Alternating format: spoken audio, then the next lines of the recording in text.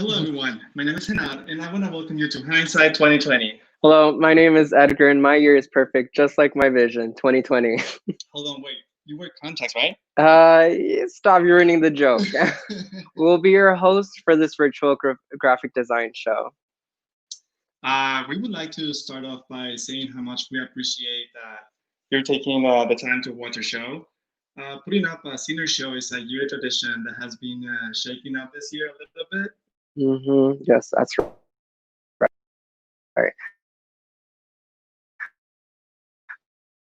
Miss Rona from showcasing our work. We have been working remotely for almost a year, in hopes of graduating with a show to finish off our last semester. That is exactly what we will do tonight. Well said, Edgar. That is why, against all odds, here we are. And because the show must go on, we gotta continue, right? Yes. We are a group of designers united through the CSULB BFA Graphic Design program. But what sets us apart are the unique experiences that shape us. Through our cumulative 4 semesters together, we've explored a spectrum of design specialties to find our passions and develop our individual styles. In the face of infinite possibilities, we can experience tunnel vision, even lose sight of the bigger picture. Only through hindsight can we evaluate our time in this program and carry on our lessons of exploration forward. As we look back, we cannot change what we've done, but we have the opportunity to take control and change how we look at it. Whether we fail or succeed, the perspective we gain from the past can alter the decisions we make for our future endeavors. Through reflection, we unlock an area of potential within ourselves and brings us one step closer to growing as designers and making our mark in the industry. Our experience is what we perceive it to be. This is the class of 2020 in hindsight. Follow us into our journey of reflection and discover where we envision our past will lead. Now, sit back and relax as we play a quick video of how this journey is about to start. Let's go.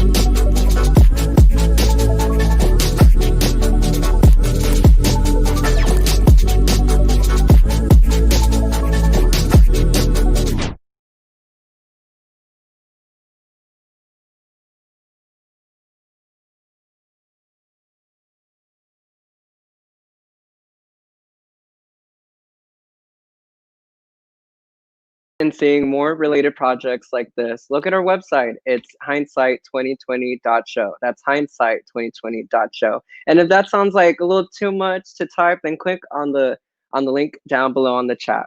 Come on, I dare you. I don't dare you. No, but seriously, we're just kidding. But for real though, you won't regret it. You will view a wide range of graphic designers on our website. Some of those projects you just saw on our reel will be under their portfolio. Their contact information will be listed down on their page so you can have a one-on-one conversation with that individual designer after our show. Moving on, I want to talk a little bit about graphic design in general, which over the years has evolved into a very diverse and broad field that has transcended the paper of posters and packaging to the digital world of motion design and user interface. Design can be virtually applied to anything, and that is why a designer can work in almost any field. Whether we design a style guide for a brand, for a sports brand, or wayfinding signage for a hospital, we can basically do it all. For myself, I'm leaning towards branding, packaging, and motion. What about yourself, Edgar? Thank you for asking, Hanar. My field of interest is branding and UX UI product design. Great, that's awesome. I think we should ask our classmates as well. How does that sound? Of course, yeah, the more the merrier. Let's have a further discussion with our classmates, the graduating class of Fall BFA 2020. Throughout our 2 years in the program, we have focused on several topics such as packaging, branding, motion design, and UX UI. Therefore, we have created 4 roundtable discussions for our peers to showcase their work. This will also give them insight of every designer's interest in these specific fields. As the viewer, please don't hesitate to ask any questions throughout the conversation. We will, yes, type away. We will accept general questions or direct questions towards a participant in the panel. Now, without any further ado, please help me welcome the packaging roundtable participants.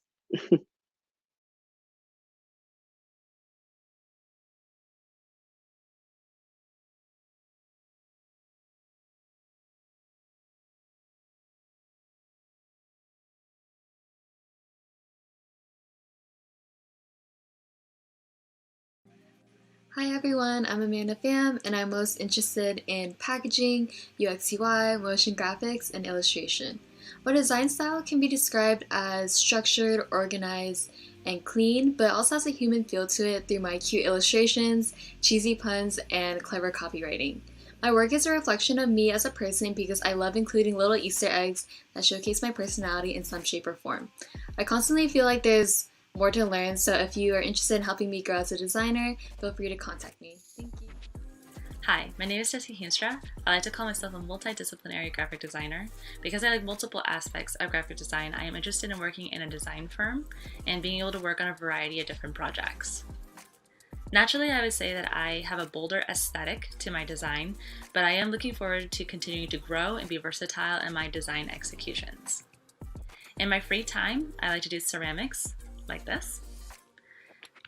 And as for my future plans as a designer, I am looking forward to being able to design everything. Hi, my name is Tin Vu, and my signature here is just Tin, meaning that just me being myself in this creative world. As a graphic designer, I love making packaging design and editorial works where I can express my creativity along with the cultural part to tell the story through them. On the other hand, I am also a freelance photographer and an illustrator. So let's collaborate and work together to beautify the world. Thank you. Hey guys, my name is Amanda Nazarino, and I'm someone who lives and designs without borders.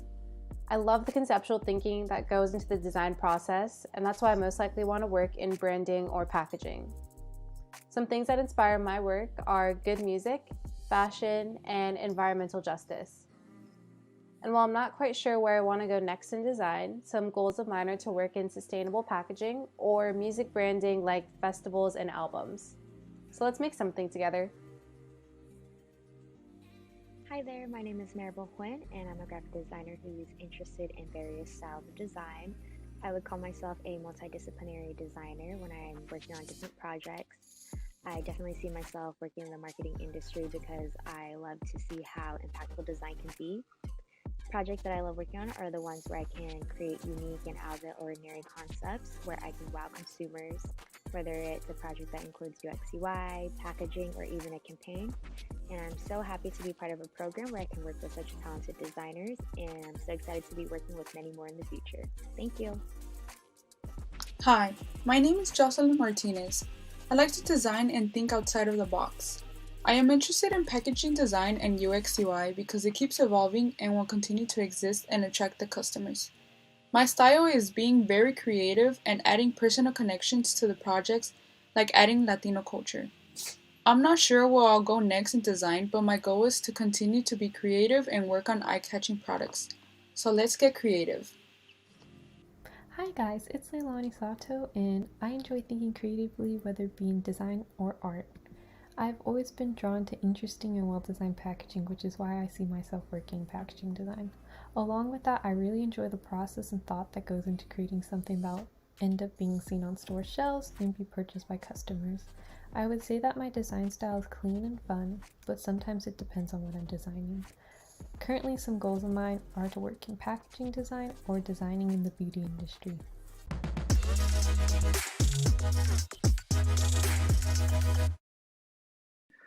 So welcome to the packaging discussion. It's great seeing you all of here today.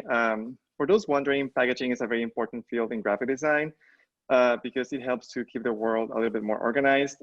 Product packaging refers to designing the exterior of a product. And today we have prepared some related topics so that you can go a little more in depth into the experience and your creative design process. So how does that sound? Great, I love that. Yeah. So great. Let's begin with the discussion then.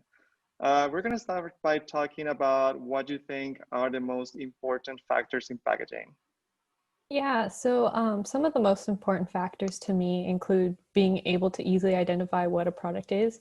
If a design is confusing or difficult to understand, then people can't really tell whether it's something they need or what it is.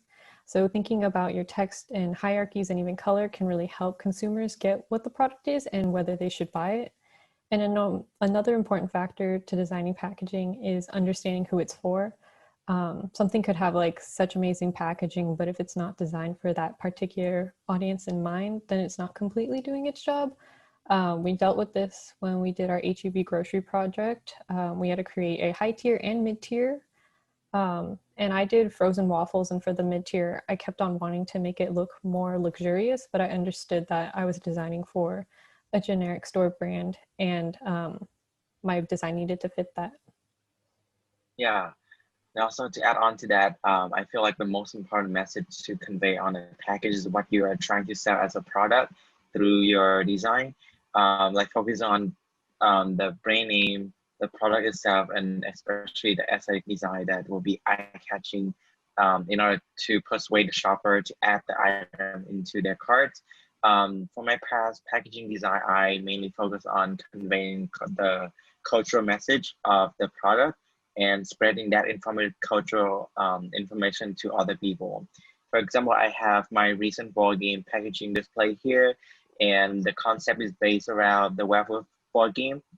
And if you wonder what the game is about, it's basically similar to the Among Us game, where you have to take a role and then play and then fight the culprit with the Imperial Vietnamese setting in my board game. I mainly target the young American Vietnamese who like to play this type of board game. The game has multiple characters with different roles as well as the clothes that the Royal Vietnamese wore back in the day, so that not only the players will get to experience the game, but also have a chance to learn more about their original culture. As you can see, there is a lot of thought behind the design process. So next time you buy something, take your time and appreciate all the details in the box. Moving on, what do you guys like of packaging design? At least for myself. I mean, I love the way that packaging really can speak into people's everyday lives and really become just bigger than itself. Great, and why do you think that aspect is important? I think it's important just because, I mean, when you take the time to design something, I think, making sure you're designing something with meaning just becomes really important. And I think packaging, like, that experience you have with it, I think it has a way to becoming like part of a memory. And maybe it's something that could even be passed down through generations. Like packaging, I think it just can really take a life of its own. Like people, they buy a package, they really love it, they end up keeping it or displaying it. Some might even repurpose it, and give it essentially a new life or new purpose. And it just kind of really holds a memory that can be shared. So I think it's just really kind of a great aspect to packaging. It has a way of being just bigger than a box or bigger than itself.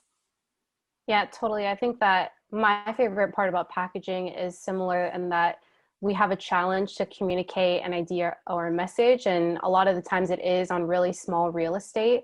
But while minimal packaging is kind of a trend right now, I think that conceptual thinking that goes into complex branding, kind of what Jesse's talking about, where it really is more than just the product itself, but we have the ability to push the parameters of product design. We don't really, as graphic designers, we don't normally get to determine the material or like what the actual silhouette is of the product. But even if it's just a box, I think we have so much opportunity to change packaging just through illustration, typography, composition, and each piece becomes a part of the story, whether it's tissue paper or the price tag or just the plastic lid.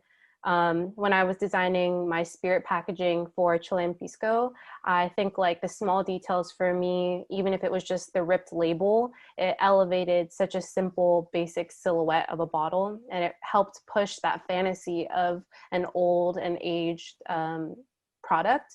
And I think like I find joy in the small details of mundane packaging, like just the bottleneck tag, like things like that are what consumers will often take for granted, but it just adds to all the drama and narrative of the product. Yeah, Justin, I really loved how you say that packaging holds a memory for some people. Like, I think it's so amazing, crazy how much little details on a package can play such a huge influence on a consumer and what they want to buy. Like Amanda said, the small details like a ripped label of her package can play such a huge role. And for example, when you're buying an Apple product, an incentive for some customers is because they want the box and just to feel it in their hands and just to unpackage it and see how it was designed. It's just crazy how much emotion can be connected with the packaging and the design. And we really put in a lot of thought with packaging. So I think it's so amazing to see people kind of witness that and buy things off of the design. For sure. I mean, definitely, I mean, at least for myself, I keep all my Apple boxes, phone, iPad, all of it. Even if I don't have the product still, is where I still keep all the packages. What I value in packaging design is the beauty of choice from the designer. The designer can choose, of course, within its budget limits and or client requirements, the way it can look, whether you design it very minimally or you go all out. Packaging design is one of the graphic design pathways where it can become very creative and unique with just using a simple box or a bag. As the design world grows, the packaging ideas get even more creative and you see new things being invented on the shelves. I think this aspect is important because customers also get tired of seeing the same type of packaging, and what brings their attention to buy certain products is how the packaging is being displayed and designed. There's two types of packaging sold on the shelves at the stores. There's the top tier and mid tier. The beauty of packaging design is that sometimes some mid tier packaging can look more expensive than the top tier packaging and vice versa.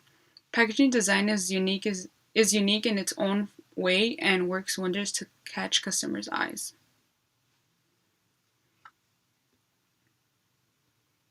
Yeah, I totally agree with you all. Like, I'm still keeping all the product after the packaging after I buy the product and use it. I still have like stack them up and this is for my thing. And I also find it really fun and exciting from the start of brainstorming the concept to the executing part of designing a package. It also helped me to apply my DIY hobby into the project where I get to customize the package from the DACA template. I'll just create something new with all details that I want to put everything in. That's a great answer. Some designers view or put emphasis on designer top tier products, but what about everyday products such as toilet paper? What are your thoughts about that perception?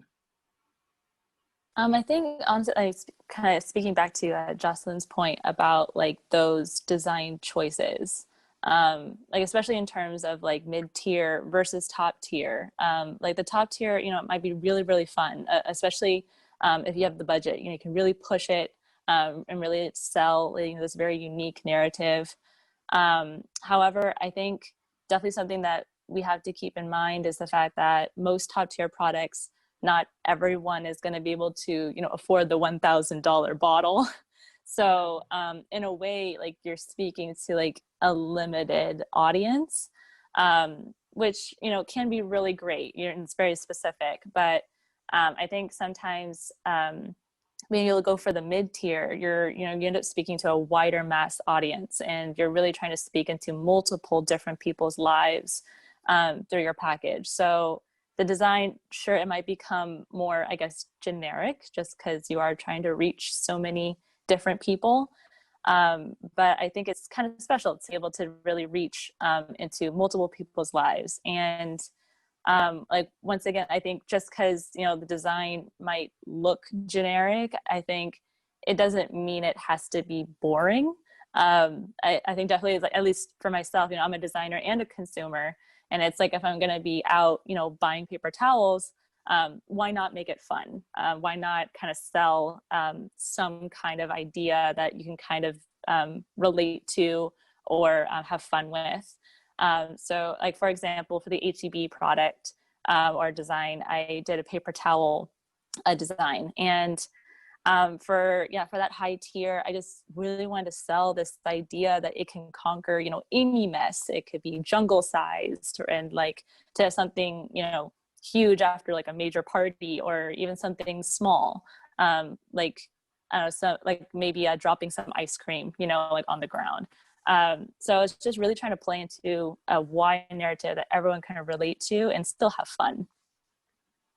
Oh, the beauty of packaging. I still like also collect all the all the boxes for like almost everything I buy. I have my closet full of boxes. I've seen that my phone boxes have gotten smaller over the years. I think that with tech giants such as Apple and Amazon moving into a more sustainable solution to packaging, eco-friendly packaging has become a new trend. Is that something that you guys prioritize during your design process? Yeah, I think personally, I'm interested in environmental justice and integrating sustainable practices just in like my everyday life. And so I would hope that it is something that I consider when I'm designing. I think about how much product is wasted when we print like preliminary comps. And also, although we don't have much control over it, it is something that's a huge problem for landfill waste too.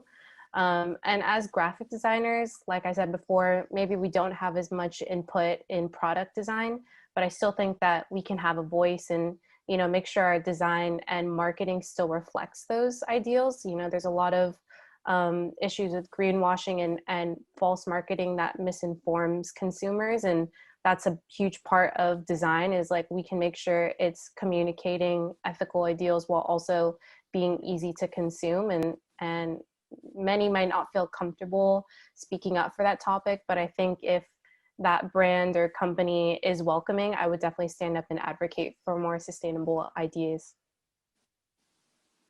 Yeah, definitely. I mean, I agree with Amanda. Like, though, yeah, as designers, it's true. We don't really have much of a say in the product itself or how it's designed or what materials are used. But I think definitely for graphic designers, in terms of the packaging, we can at least speak somewhat into that discussion. And I think it actually gives a great opportunity for packaging to become maybe even more meaningful, where we're able to create a package that, maybe it's something that is long lasting, right? Or something that right, it can be reused and have that second life for itself. To maybe even something where that is, biodegradable, something that's more beneficial to the world around us. And it creates this really special moment of kind of giving back in some way. I think the sustainability trend actually kind of gives more of an opportunity to create those special moments, for sure. Yeah, I Right, think yeah. like, oh, sorry. Okay.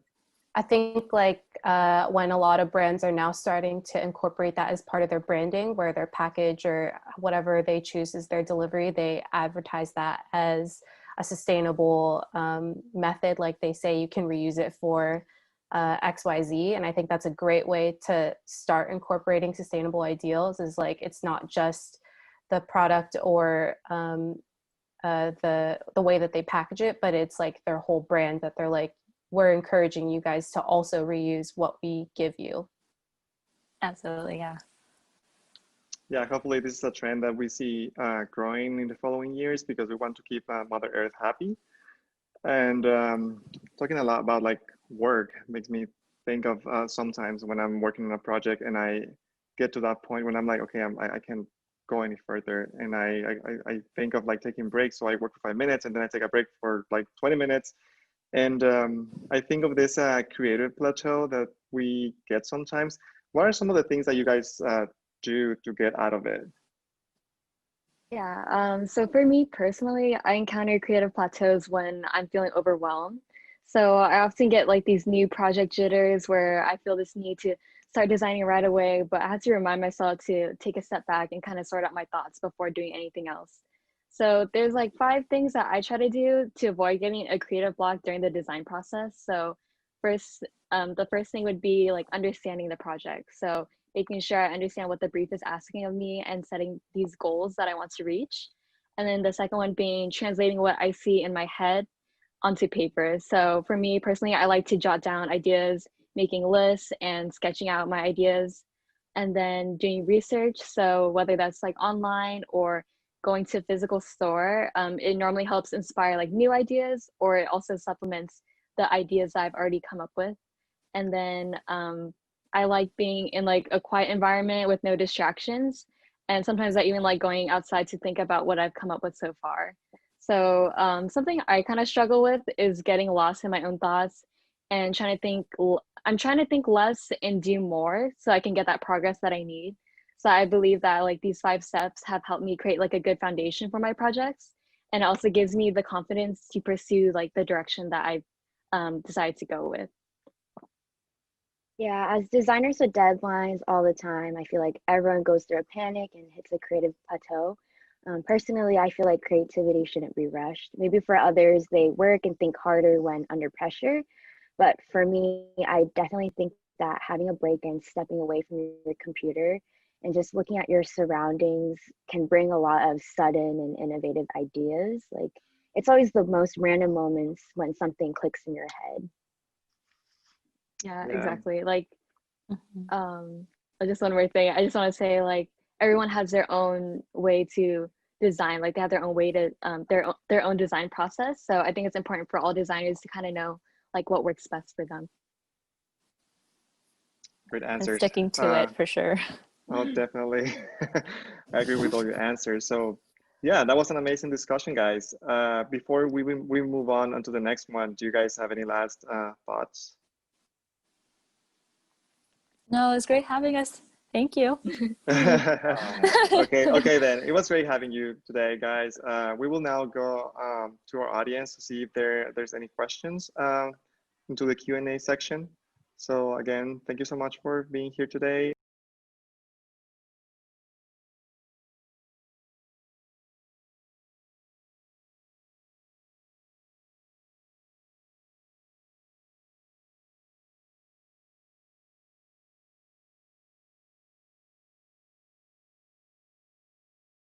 To see what they have to say, go to the chat down below to add any questions or comments. I'm not going to answer them all by myself. I actually have company with me right now. Well, kinda. I have the participants from the packaging discussion with me.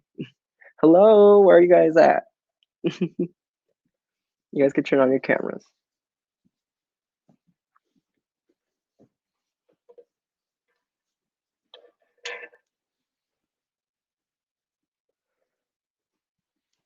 Hello, Amanda. How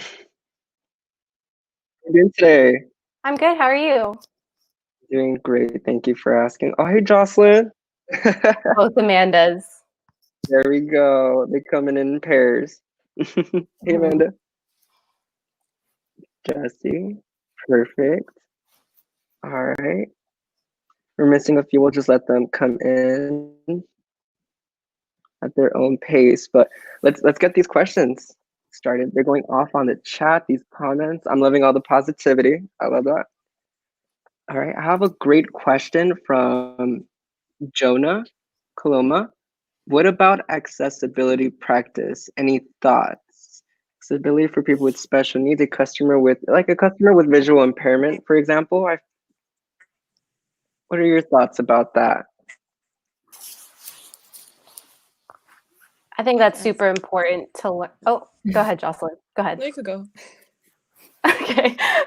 I think that's a really important question because that's not always taught in class. I think blatantly, like we learn a lot about Swiss grid and like all the important design principles, but when it comes to accessibility, I think that's something that's really common now too to be concerned about, because everyone should matter, whether it's like art or something practical. And so whether it's like making sure the color is visible for people who are colorblind, or size or whatnot. Like when I worked on campus for the sustainability office, and that's something that we always had to take into account, was making sure that all of the printables that were going out or any of the social media graphics were able to be read and consumed by everyone. Like it's not just for the people who are able, but anyone we can reach, you know.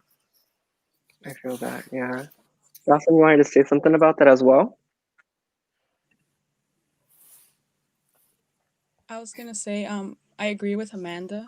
I think it's important that we take into consideration, like everyone, not just, I guess, us. You know, like our characteristics, but it's important to view in different perspectives, and that's what makes the world. You know, the world is different, and that's why graphic designers, we have to see it in different perspectives, different visions, and I think we try to help as many people as we can.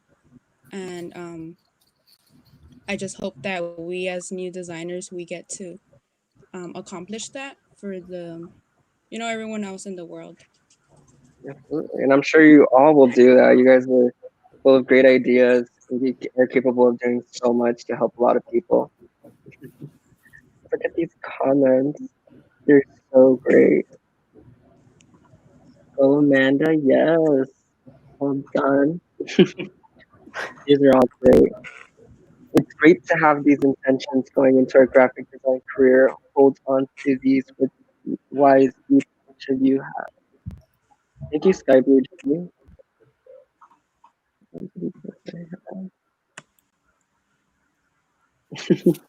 Maribel, wait, is Maribel here?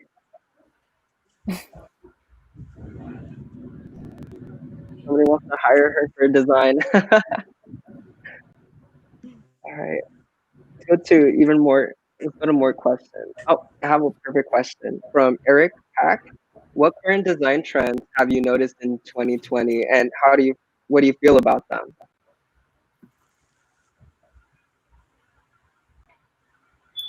Okay, I can take it. I think one of the trends that I've been seeing is it's like a retro look almost, like people are going back to reference 90s design. And I think it's interesting to see how people are reinventing it, and then like kind of paying homage to like for us, it's really new because we didn't grow up in that design era, but like I'm sure for a lot of other designers, they're like, I literally have work that looks exactly like that. Like, I think it's so interesting that, like especially like old technology ads, like old Apple advertisements and stuff. I feel like people are kind of imitating like the composition, or like bringing back the scan textures and like halftone, and like I think it's really cool to see that, you know, trends really never die. They always come back. They just kind of become something new to combine it with what we're doing today. They like become recycled, repurposed, all Right, that. right. I know you know something about that too. We got to be sustainable with our designs. Yes, I heard you in your discussion. All right, let's go ahead and see the comments. There we go. I have a question. Do you think the American packaging is different to the European? Now, this is from Bennett. I know some of you guys have gone to other countries. Is that correct? Yes. Any of you guys gone to European countries? No, not yet. during Leilani, the what did you process? think about it when we were in Germany? Did you notice About any like? Mhm.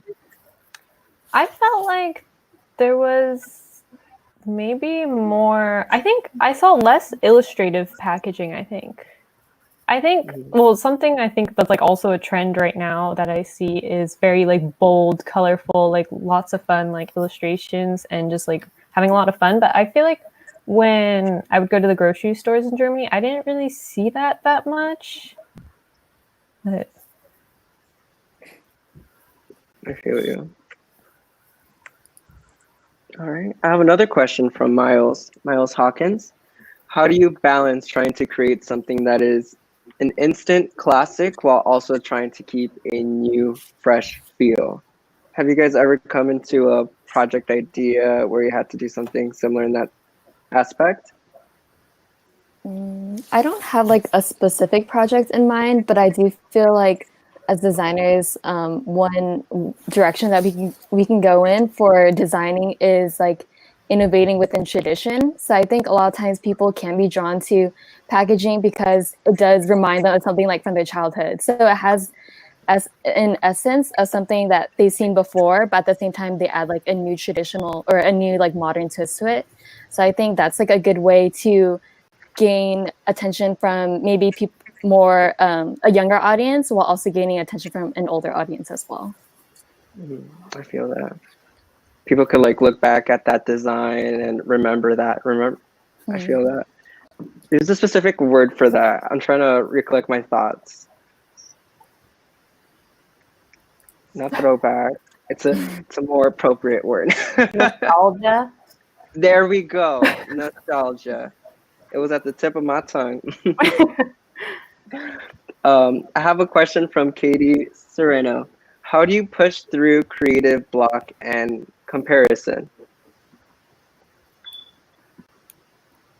In comparison to like creative plateau. Well, I guess just comparing it to other projects or other designs. I think with trying not to compare yourself, you have to understand that you have your own style and someone else has their own style and everyone's at their own levels. So you really shouldn't like be like, oh, why am I not like this person or why can't I do it like this? You should really just focus on where you're at as a designer and think about how you can improve yourself instead of like how can I be more like someone else, like how you can work on yourself and see where you're at and be proud of that. I feel That was profound. you always have to stand proud of your designs. They're little babies. I feel like it makes you appreciate like everyone more instead of comparing yourself because there's always going to be someone who's better or has something different than you. And I think that just makes me like appreciate other designers rather than like put myself down for not being able to do that. Cause I'm like, wow, they're really good and really talented. And like, I want to inspire and like be that good on my own, you know, like I want to be to that level. Just, I don't want to be them because they're good because they're their own person. There we go. Amanda. I want that attitude for We're just having a 2021. I therapy need that. right now. I think for me too, I just struggled with like what is my style like the whole time throughout college. I was like, I don't have a style, but once I started putting my portfolio together, I was like, I guess it's pretty obvious like what it is. And I think if you don't try to copy what other people are doing and just allow your own original thoughts to take over, then you create something that's very unique to yourself. Yeah. Adding to that, also like everyone's different, so I feel like you just take inspiration from everybody and it just creates yourself, like there's always going to be someone better, but you just grab inspiration from like, little by little from everyone and it creates something new. You're not copying or you're not trying to be like somebody. You're just going to be yourself. Yeah, everything around you sort of helps create the person that you are and that reflects on your projects and your style. I agree. I have one question. This will be the last question for the discussion. What's your experience of working professionally or seeking to join a design team during COVID? How are you able to gel with them?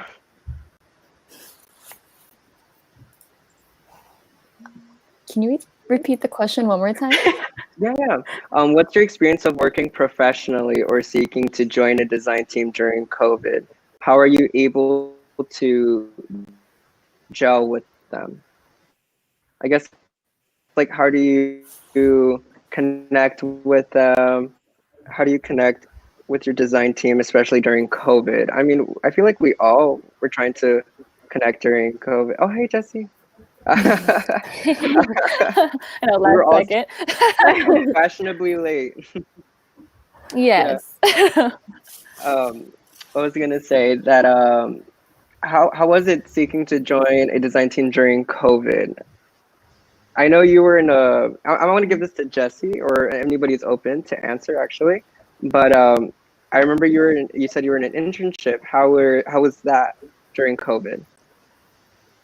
It was definitely interesting. I think, frankly, the company did a really great job at trying to make us stay connected. Like through Zoom calls, we'd actually play games, like have kind of a company hangout time. It was very interesting. We did like a Pictionary like through Zoom. That's so cool. So that made it really fun. But I think, to be honest, like it was just like the emailing and then those Zoom calls, like really just trying to stay in constant communication. I think it helped a lot.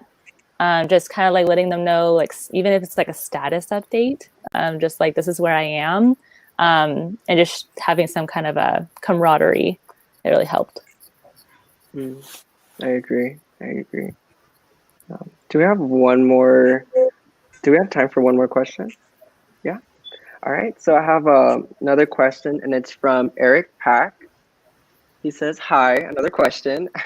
How have you guys been affected, especially by the keyword in your creative design work?" I'm assuming that's like creative plateau. Maybe it's the pandemic. Oh, okay. Yes. Oh my gosh.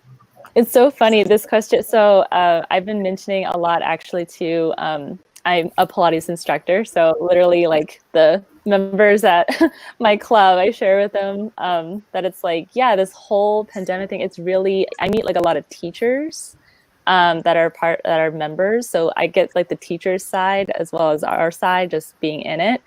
And it's like, it's affected everybody, like hardcore, like honor students, it's a hard time. But at least for myself, I feel like it was just having like my work world and my home worlds be one world was kind of challenging to adjust to. Like I was so used to being able to leave home, all the distractions are at home, and I don't have to worry about any of that. But now it's like all my distractions are here. So just trying to find a space where it's like, okay, this is my working space, and it's like away from all the distractions. Yes, definitely a safe place to be creative, and I'm sure by this time we all like found a spot where we could get creative and focus on our design careers and all that. Yeah, I think Awesome. that. Oh, sorry. No, go ahead. I'm hearing. I think that like for me, the pandemic has kind of affected my design work in a positive way, because I feel like normally I'm always wishing I had more time to work on stuff, and like kind of in a bad way, I feel like I've been overly productive in quarantine because I just have so much time because work and home are like the same thing. But it's almost like helped me push outside my box because I need things that aren't designed to like decompress. So I do a lot of like, or not a lot, but like I like doing art on the side. So I feel like it almost pushes my creativity in the pandemic because I'm trying to find ways to like keep myself from being bored when I like have nothing to do, since we can't go outside and we're not commuting to work. So I feel like it can be for the better. Like you do hit a lot of creative blocks like during this time, but I feel like it can also push you to like try different things and experiment, because like this is the one time where we like have all this free time to just figure it out, and like it doesn't have to be for a purpose. It can just like be to make design or make art, which is really cool. And for yourselves, you know? Yeah, exactly. For I sure. love that. I love that. It was great talking to all of you guys. We will all see you soon. And If I miss you a little too much, I'll just go to our website, hindsight2020.show, and see all of your amazing works. Great talk, packaging designers. Thank you. Bye now. Thank Thank you. All right, bye now. Let me introduce you to our next participants in the branding discussion.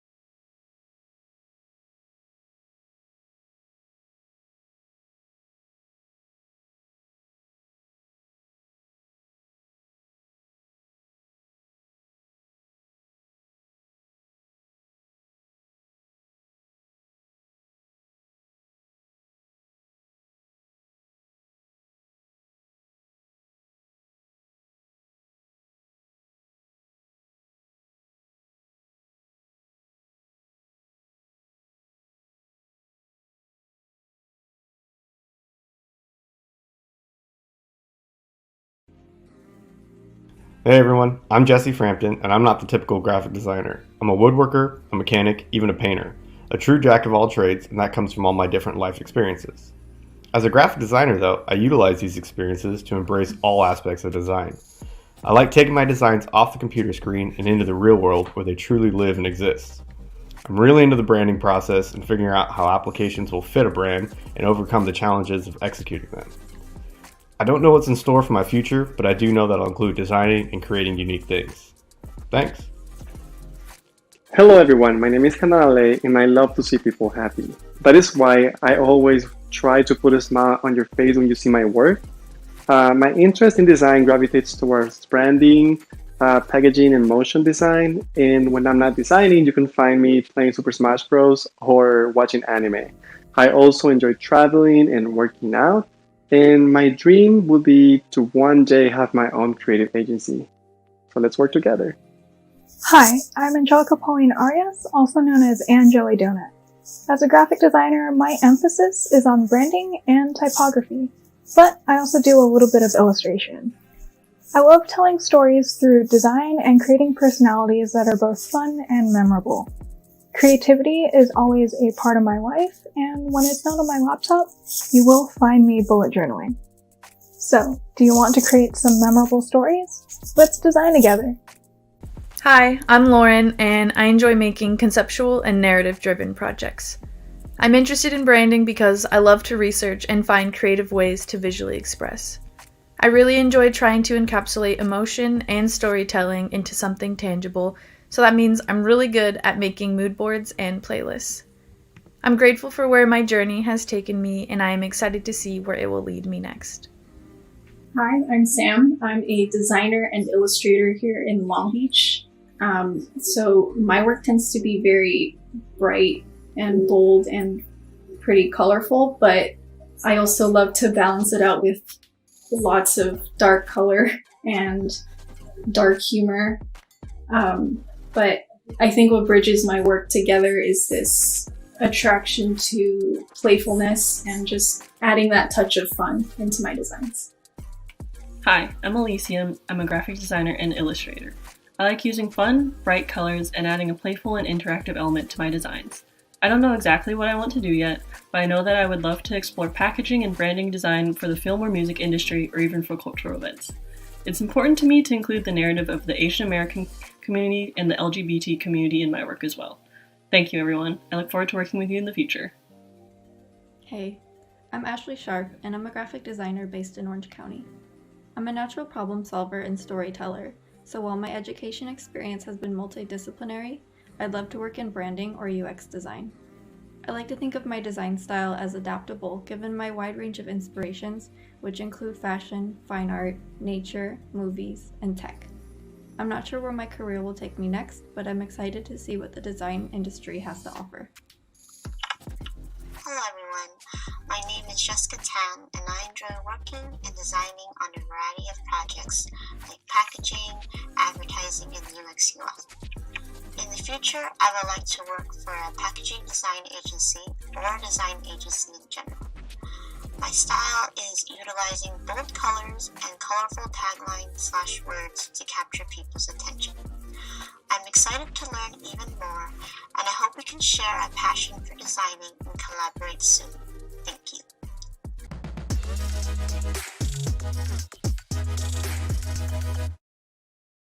Welcome to the branding discussion. It's great seeing all you together here today. How are we feeling? Great, yeah. Doing great. Pretty good. Thanks for asking. That's fantastic to hear. Now, for those of you who don't know or just need a friendly reminder, branding in graphic design is creating a name, symbol, or design that helps to distinguish and identify a product from its competing products. Successful branding creates great value for a brand. Branding itself can use multiple secondary elements with the use of a style guide, something you are all familiar with, I'm sure. Now, let's begin. I have prepared several questions for you to answer. How does that sound? Great. Good. Good. All right, perfect. All right. First question. What is the importance of having a strong brand identity? Can someone answer that for me? Yeah, I'll take that. Thank you. So I think it's super important. A strong brand identity, it helps the brand stand out. It helps it stand out from the competitors. It helps show off what the product is. A bad brand identity could misclassify or confuse consumers, of what they're buying, or think that they're buying a competitor when they're actually buying you, or vice versa.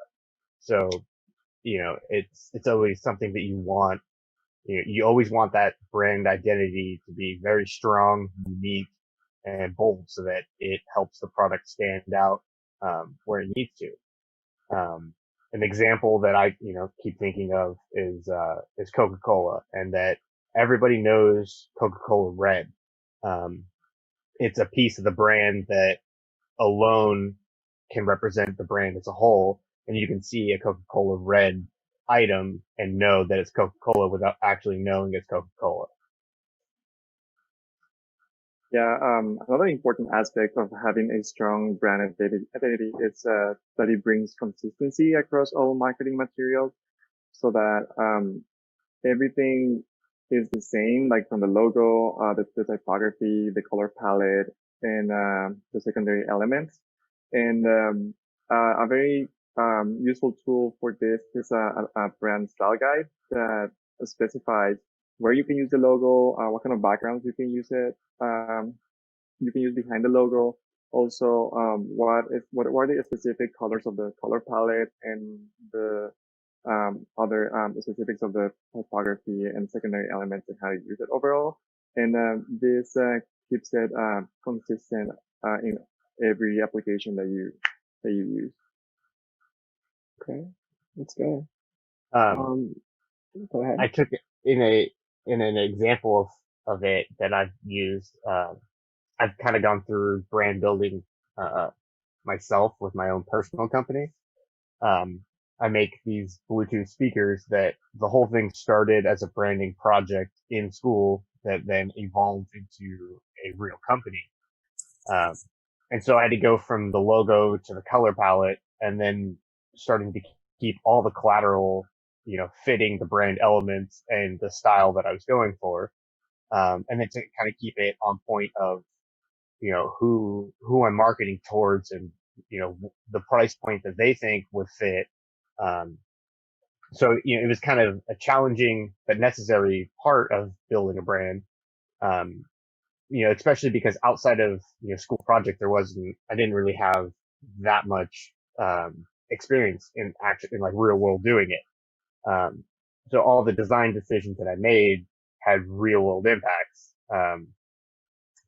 from, money to confusion to everything. So whatever I did always impacted me and my bottom line as well as everything. So in that sense, it was really important to have a strong brand identity. Yeah, perfect. I have another question. How important is it for a brand to be conceptual and have a strong narrative? Personally, I really value when projects have strong narratives, but ultimately I think it boils down to balance, and honestly finding that is easier said than done. But I kind of see narratives as a way to tell a story that can help engage or connect to an audience, which is only going to strengthen the value of whatever you're trying to promote.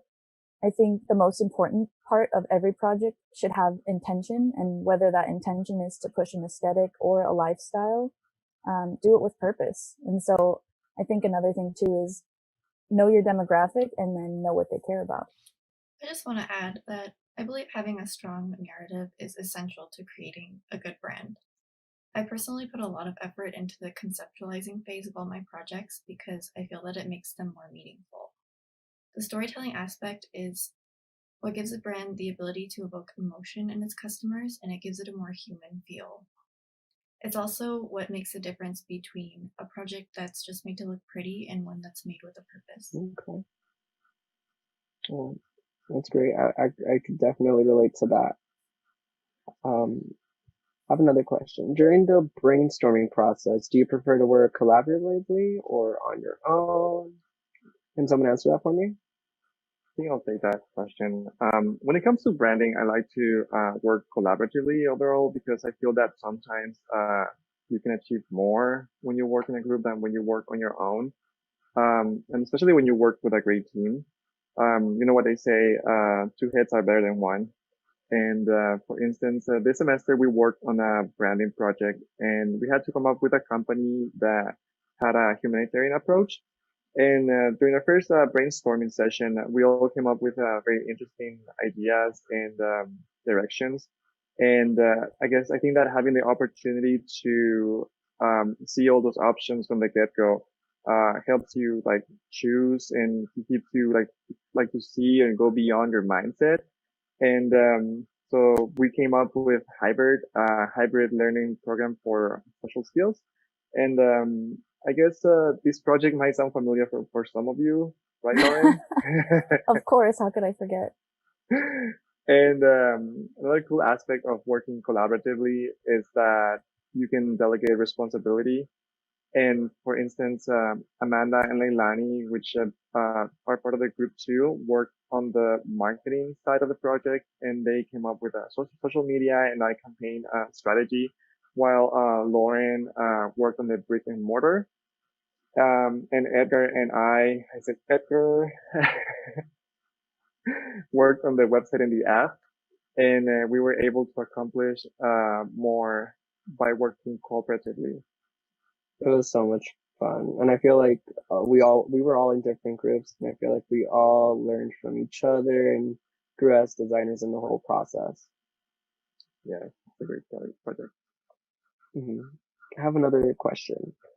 Designers often use Pinterest or Behance as references. Do you think it's unethical to pull inspiration from other people's ideas or designs and to build off of this? Can someone answer that for me? Yeah, I can take that one. Thank you, Elise. Yeah, so I think the only unethical part about doing that would to be if you were to take an entire concept plus the visuals of that and just use it as is without changing it or building your own ideas off of it, because that's just straight up plagiarism. But I think pulling references from places like Pinterest and Behance is good because you can use it to again build your own ideas off of, learn things you never would have thought of before. And I think if you use it properly and with good intentions, it can really just improve your work. And I just really think it makes you a better artist or designer to expose yourself to a bunch of different type of work. Totally, I agree. I think especially within our field, most things are derivative. So as a creative, the most important thing you can do is put your own spin on it and do something that's unique to your perspective. So that's basically what our job is as a creative. Yeah, and I think kind of to piggyback off both of those, a book that I read early on in design school was called Steal Like an Artist. And it kind of teaches you how to walk the fine line of being inspired and blatantly stealing. And I think that's kind of important to learn how to be inspired from other designs and even like look deeper and like figure out, I really like this element from this design. And, you know, I can use it in this application in a different way and, you know, think deeper about how and why you liked it. And I also think Pinterest and things like that can be another good tool. If you're working with a client who doesn't speak the design language the same as you, to try to get on the same page by showing examples of previous outcomes of, you know, what they're looking for, and then, you know, funnel into that direction that you're both trying to accomplish, and then moving along with your own design. I agree. I have one last question. How would you describe your brand as a designer? I can take that question. Oh, thank you. So as a designer, I would describe my brand as fun and memorable. And I think that shows with my own personal brand to be known as Jelly Donut. I've always enjoyed creating designs that are unique and have a personality of their own. So being Jelly Donut for me, it all started just because I wanted to create a pun out of my name for an Instagram handle.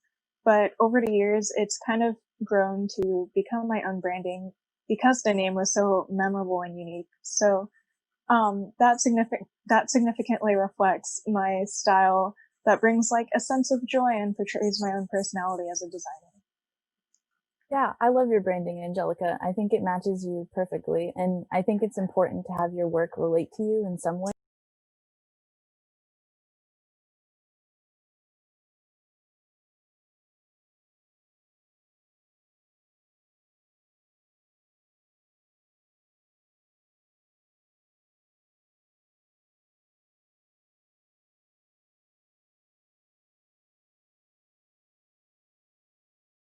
By the way, don't stop sending us those questions and comments on that chat.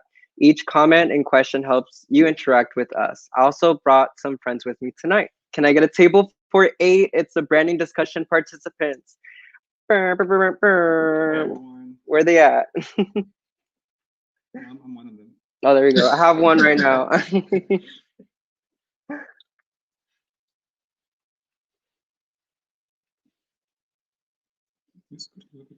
There we go.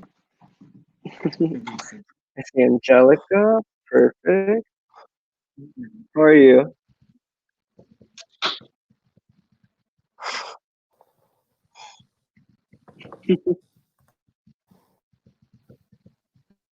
I see Jesse, Elise, Ashley. Nice. How are we doing today? Hello, Ashley.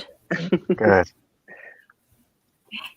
Do you guys want to answer some questions? I have a lot of them right now. Let's do it. All right. Yeah, sounds good. Do it. Perfect. All right.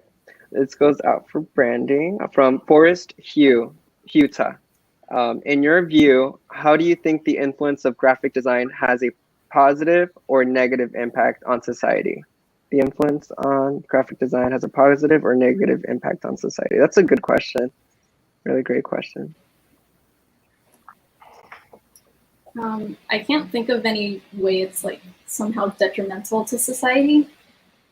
But I think like even in the last few months alone, design has made such a huge like positive impact through like social media.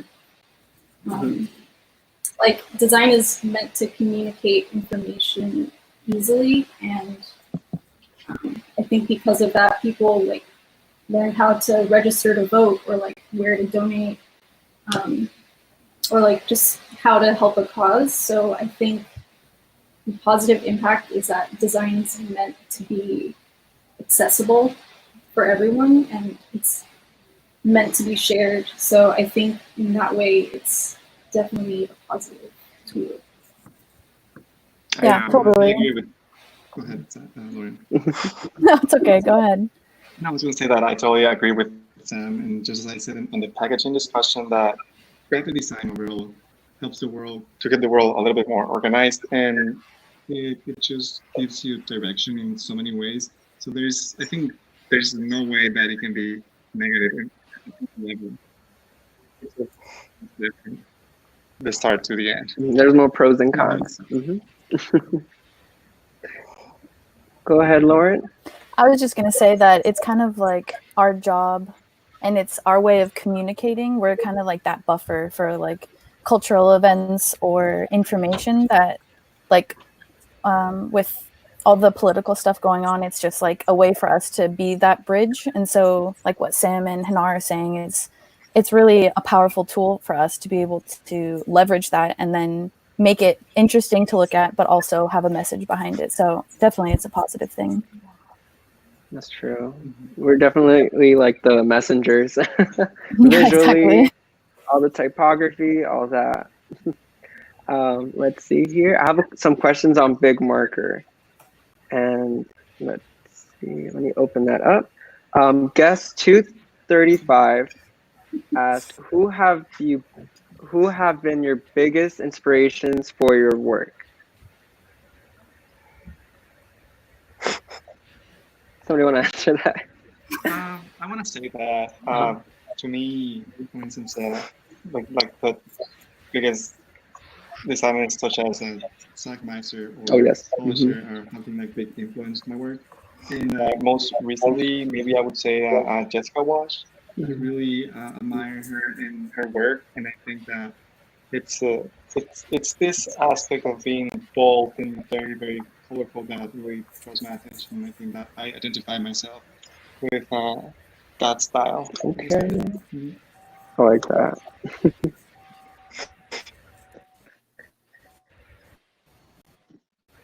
Have another question as well from guest 835 on Big Marker.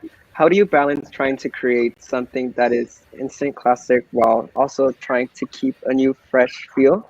Somebody want to answer that?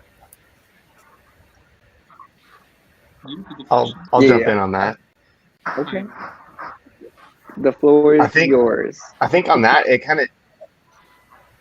I think it kind of just depends on what the client wants. Like, you know, because like the instant classic, yeah, the instant gratification from that is pretty cool, but also like kind of like a timeless piece, you know, more of like a minimal design can be beneficial as well. So it just, you know, if we're talking about like a dog grooming brand, an instant classic is going to help them in the short term and probably the life. But if we're talking rebranding or, you know, coming up with like a new energy drink that they want to last forever, you know, they want to go 20, 30, 40 years. I think, you know, factoring in that we don't need the trendy designs and the trendy stuff. You know, we need something that's going to be bigger and has, you know, a longer life to the design. I agree. Jenny Howe, I'll have another question. This is from Jenny Howe. How would you communicate your ideas to a client or partner who doesn't share the same perspective as you on an approach? I feel like you touched on that, right, Jesse? Yeah, I mean, that kind of goes back to my Pinterest discussion that, you know, it essentially, like in my previous experience, it was like building like a new visual portfolio essentially that we can then communicate with. You know, trying to figure out them and what, you know, being able to pull out of them what they're trying to communicate to you. You know, because as designers, we kind of speak a different visual language. And so it's like for me to communicate to you guys, you know, we can quickly get through a problem. But when somebody doesn't speak that language, you know, it's a matter of, you know, figuring out what works best between all of you.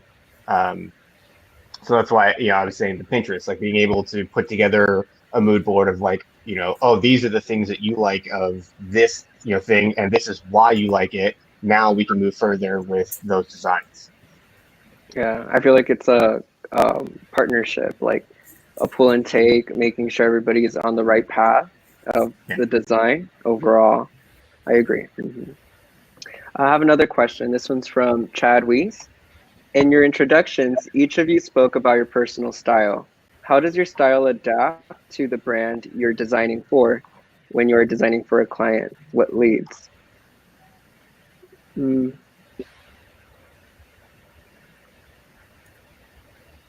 Personally, is it okay if I take this question? Or go ahead, Hinar. Did you want to answer the question, Hinar? It's okay. Okay. So I was just going to say, personally, I think that's a tricky balance. You want to listen to what they want, but you also try to put in some of your own design sense and your own aesthetic. I think sometimes it works out with your own aesthetic because maybe they're hiring you for a specific reason because they like your style and your ideas. So that works out really well. But then you also got to think about sometimes what they want over you. So I think it's just a case by case sometimes. I always like to push a little bit more for what I like aesthetically, but if it doesn't work out with them, that's okay too. I feel you. That you did bring up a great point that they will hire you for your specific style. You don't necessarily have to adapt, but they're hiring you for yourself to be yourself. You know, could be tricky sometimes, but yeah, creative freedom.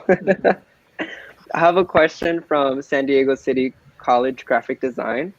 What do you see as the impact of so many brands now creating custom proprietary typefaces for their brand?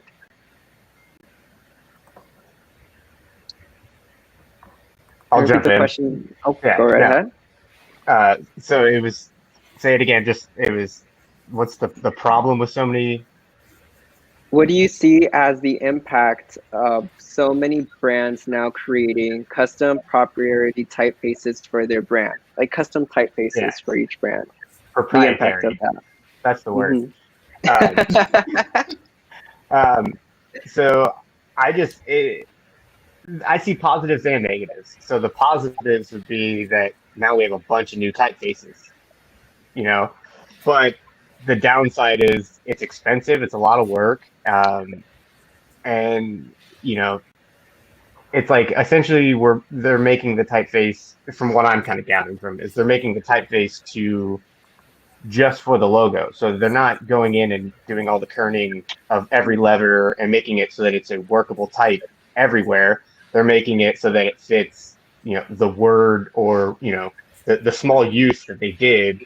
So like then there's kind of going to be junk versions of that end up on the font, things like that, where people just copy the letters, throw them in, don't deal with any of the other stuff that makes it a workable type. And then there's always going to be knockoffs. So it's like I see it as a positive and a negative. Like, you know, it's cool and it's dope, and you know, custom fonts for logos are definitely the way to go. But then having all this extra bad stuff kind of is not the fun result. I agree. Yeah, it's kind of like having all these emails, but you know, junk mail and all that. I feel you. Yeah. I have a question from David. This will be the last question for this discussion panel. How can branding improve a business? I can take that one. Okay. Nope. Go, Lauren. I've talked enough. Go ahead, Hinar. Go ahead. We need one of those red buttons, I'm going out. Jeopardy. Yeah. So let's share the response. Sure. Yeah. So I think that it can impact a business in different levels, because if you have good branding, it's gonna make you look better, which is gonna increase your sales. It's gonna give you personality. It's gonna give you a different image. So it's gonna put you on a different level than the rest of the business. So just as easy as having a good branding, it's gonna separate you from the rest. True. And then let's go to Lauren. Go ahead, Lauren. I was just going to say, I think brand identity or branding is important to a business because of it's kind of like the root of that. It's the identity of whatever you're trying to promote. It's you're kind of your backbone to whatever your business is. And so if you can create something that's strong like that, like having a strong brand identity, I think it just trickles down into so many different aspects of your business that it's just really important to have its core values and stuff like that. I agree. I think also like with that, it's like, you know, the brand identity is like the clothing we wear. You know, like if you showed up to a business meeting wearing, you know, a Hawaiian shirt, shorts, and flip flops, you know, that's Gotcha. not going to cut it. And it's, you know, it's the same thing with your brand identity. If you dress the brand wrong, you know, it immediately just doesn't matter how good the brand is, you know, internally, you kind of ruin it. Yeah. Yeah, it's presentation. There you go. Presentation is key. First impression. Awesome. You're all amazing, and I wish I can just hug all of you, but virtual hug. Virtual hug. You're all so talented creatives, and I hope to see you all soon. Bye. Thank you. Thank you. Thank you. You're welcome. Thank you. I don't know about you, but I need a coffee break, and I'm sure you're all thinking the same thing, weren't you, Hanar? Actually, I just poured myself a glass of wine when I was away. No wonder. That explains the wine in the corner of the room, the empty bottle. Empty bottle? There was only one glass. Sure. Well, speaking of treating yourself, I have something to share with all of you, but I'll let my co-host take it away. Okay, so we have an announcement to make. We will be sharing a link to a Google form that if you fill out, you'll have access to all cool merch. We'll be sending a thank you package to everyone who signs up. And we're gonna go on a 10-minute intermission right now. So we're gonna be back in 10 minutes, which is gonna be 3:40. So we're gonna be here waiting for you. And hey, Edgar, put my wine down. I thought you wanted coffee. Get away from it.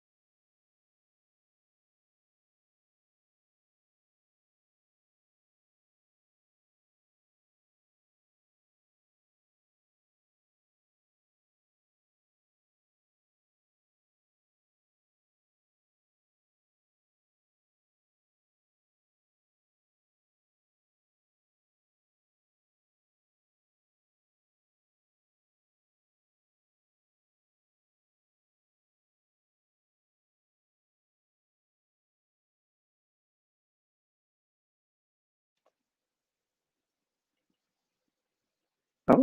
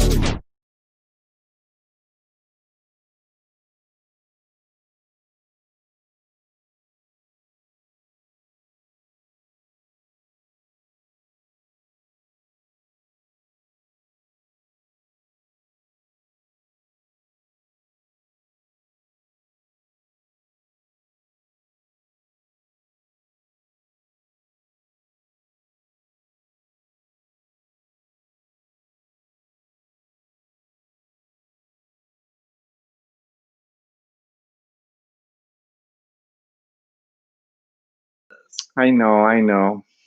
You always get like distracted easily, like with the body yada yada yada yada yada thing. Okay, stop it. Okay. Now that I got the audience's attention and my co-hosts, of course, let's get back to the show. Absolutely, yes. Which roundtable discussion is next? I believe it's motion design. Oh, okay, I'm excited. So now let me introduce you to the motion design participants. Awesome. Let's go.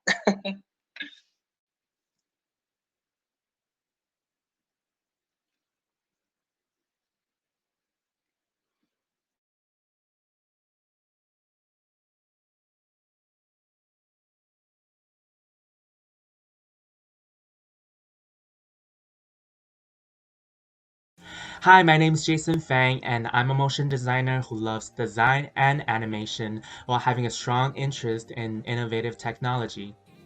I envision myself working on projects that involves kinetic branding, title sequence design, motion design for user experience, and things that improves people's quality of life through technology. I love overcoming new challenges, and I'll always be learning to expand my horizon. Thank you. Hi, my name is Yuji Shiraiwa. I'm a designer currently based in Portland, Oregon. My field of interest is in UI, UX, motion design, and augmented reality. As a designer, I aim to design and create simple yet visually striking pieces that users could easily understand and interact with. I envision myself to continue learning new skills and subjects that can help me grow my career and broaden my perspective to see and discover new things in the world. Thank you. Hi there, what's up? I'm Maggie, and I'm a visual designer that focuses on experimental 2D, 3D, and motion graphics. I enjoy creating functional and purposeful digital content that captures the senses or has a humanitarian focus. My style is curated towards innovative and unconventional design that are greatly influenced by David Carson, nature, philosophy, music, and my intuition. And I look forward to where this all takes me. Thank you. Hello, my name is Edgar Troncoso. I love to incorporate my illustration skills and my keen eye for details into all aspects of graphic design. I love incorporating my culture and the use of saturated colors and textures in my designs. I strive to be a well-rounded designer who can flex the necessary skills and knowledge earned throughout my experience in UX UI, motion design, packaging, and marketing. Always being open to experiment with fresh ideas could hallmark my approach to the overall design process. Thank you. Hello everyone, I'm Annie Socombe, and as a graphic designer I enjoy packaging projects, motion graphics, apparel design, as well as UX UI. As a creative, I thrive when I have the most creative freedom to visually communicate my ideas. I also appreciate design in aspects of beauty, fashion, gaming, and animation. I would love to expand my experience as a designer and grow as an artist, so check out my website or LinkedIn to collaborate. Thank you.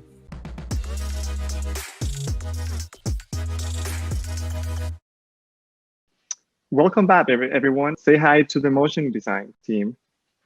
Hi. Say hi, guys. Hey, hi. Hello. Hi, how are you guys doing today? Great. How are you? Great. Good, good. Thanks for asking. Glad to hear you guys are doing great. So let's get started.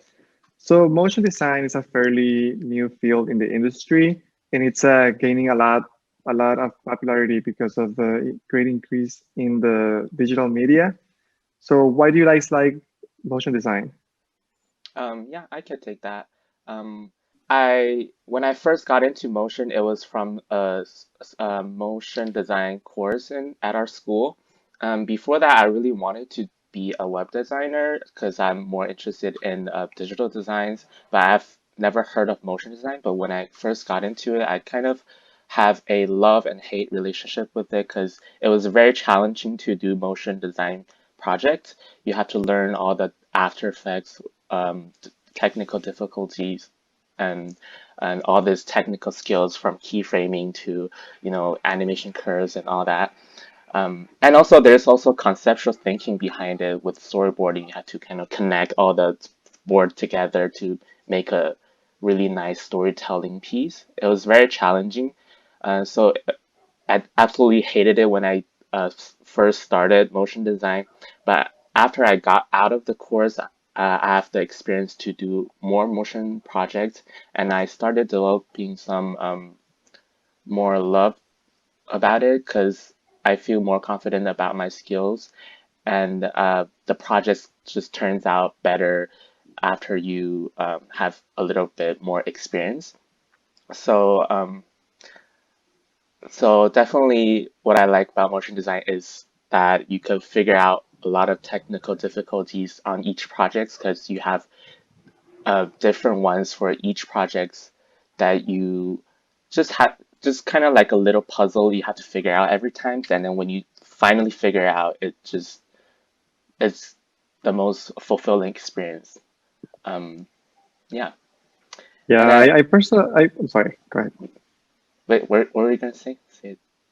No, I was gonna say that I personally also like motion, and I like the way that brands can kind of like portray their branding in a different way than a static image. Because it's more, you can animate it and create so many stories and like not portray, like present your brand in a different way. I Yeah, heard that exactly. Eugene, go ahead.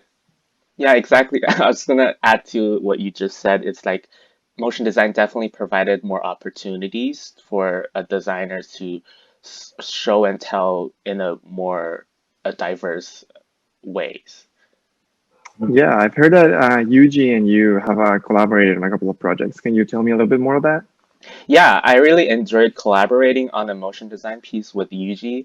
We were working on a um, motion design piece involves like live action. So we went to a bridge in the LA area, I forgot where, and then it was a really nice place to shoot. And Yuji and I kind of partnered up to do this project. He did the most of compositing work, and then I did most of the animation work. I think working together on a motion piece definitely give you a quick and easier and more enjoyable ways to learn about motion, because you have other person to kind of be in charge of that areas of the project, and I'm in charge of this area. And then when we come together, we learn from each other. And I think when it comes to a bigger motion design piece, it's the best that you could collaborate with someone else. Yeah, when I saw your work, I thought it was really great, and I love the way you guys created this like whimsical, almost like magical video, and it's a really cute video and cute story, and it's animated like amazingly. So tell me, Yuji, are there any designers or a filmmaker that inspire you or influence you to create this animation? Yeah, so the project Jason and I worked on, we named it React. So maybe like that project was inspired by a filmmaker called Tao Taizima. He's a Japanese filmmaker and also I think an art director. One of his work, like when I was starting this project, kind of inspired me and motivated me to work on this. And for people who's watching this that is like doesn't know what kind of motion project it was, it's like this project we worked on was a visual reaction of music, light, and environment combined together. So like Jason said, like this like collaboration definitely like I learned a lot from it also, like not only like the compositioning of like the visual element into the environment, but also like looking into his animation also like helped me learn too. And I think I totally agree with him. Like this is something like what I love about motion design, collaborating people, like making like your imagination become reality. It's something definitely like you could also do in motion design. Yeah, I also talked about like working collaboratively on the previous discussion, and I think you can achieve more when you work with other people, and especially when you're in like great team. Also, I want to mention something. Yuji and Jason are the masterminds behind our reel. So if you guys liked it, please share it and like it again and watch it because it's really great. So moving on, when you guys use plugins and templates on your motion projects, how do you keep it fresh? How do you make it original or innovative? Can I answer that question? Of course. Well, I understand that we're in an industry where designs are fast moving, and in order to get things out as soon as possible, but I feel like it makes it generic in a sense. I definitely wouldn't be opposed personally to use plugins and templates as it's a useful tool, but right now I'm invested in the creative process and journey of a project. Since I draw inspiration from many channels of work related to art and let that inspire me to influence my direction, I don't like to copy and paste designs because it gives me a sense of originality and a hands-on approach if I just use references, to be honest with you. I typically create mood boards and storyboards depending on which type of project I use motion graphics for. I've done projects using kinetic typography to tell a story by using like pop culture references, like specifically like rap music and comedic storytelling. I also like applying motion graphics to UI in order to animate and bring life to that.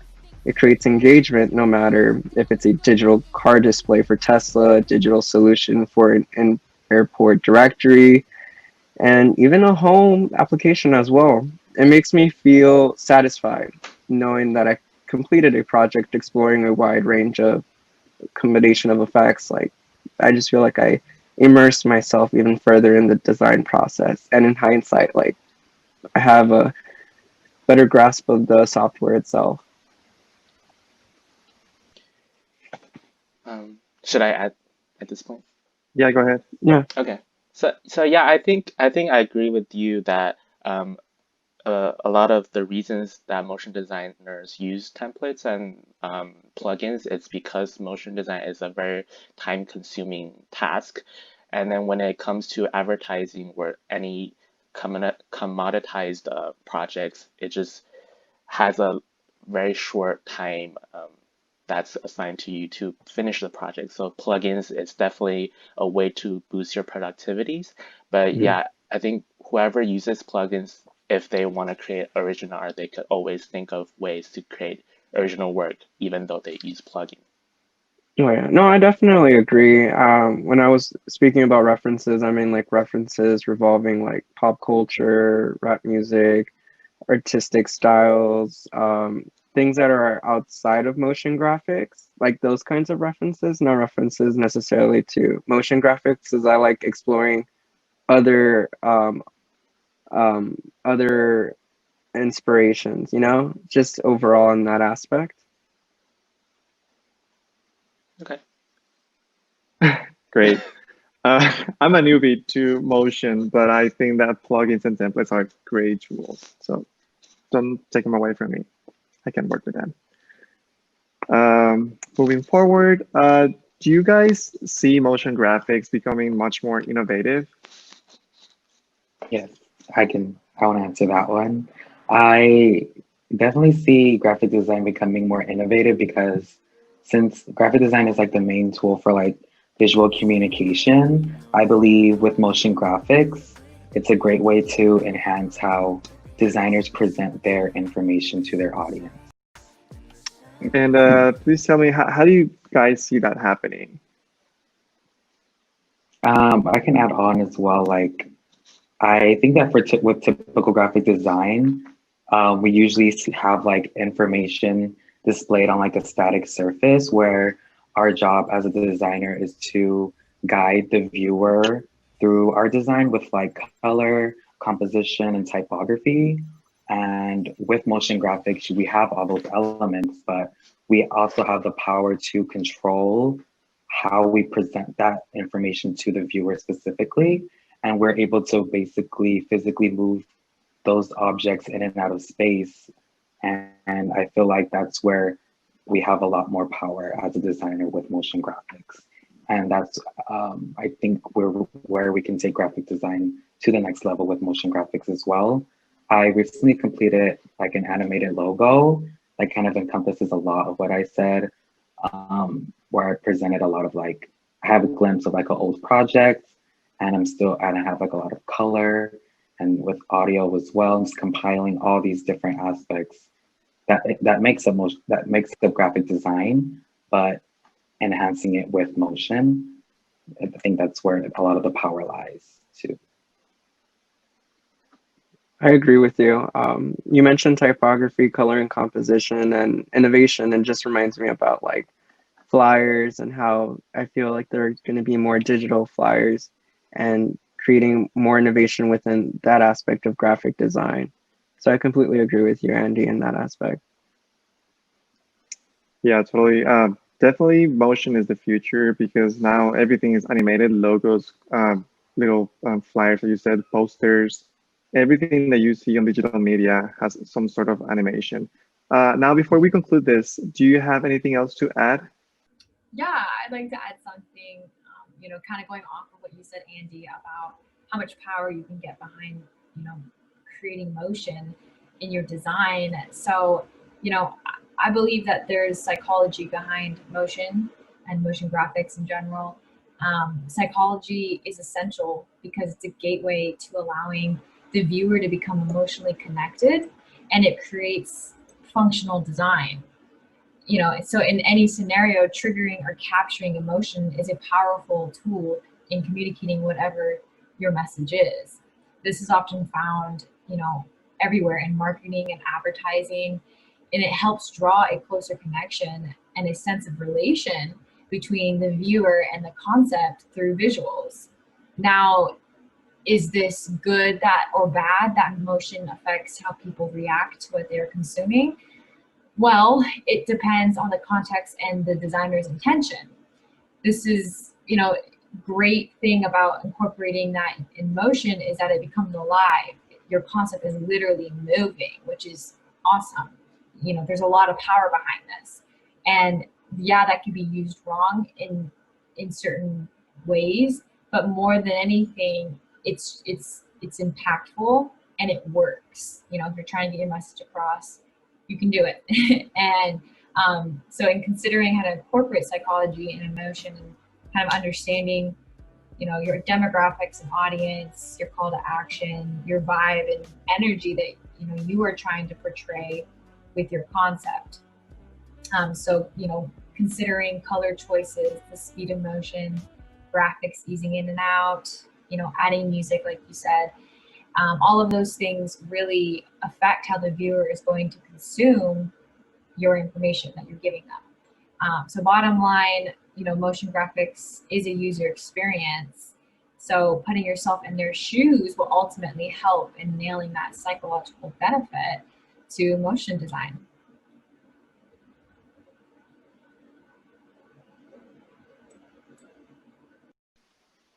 Was this like unscheduled? What? Yeah, I mean, if you want to say something else, like thank you or whatever. Oh. No? Thank you. Thank Okay, you for now having us. it was great seeing you all. It was great talking to all of you guys. Yes, we hope Thank to you see for you having soon. So us. now we're gonna move on to the Q&A with our audience to see if they have some more questions for you guys. So get ready.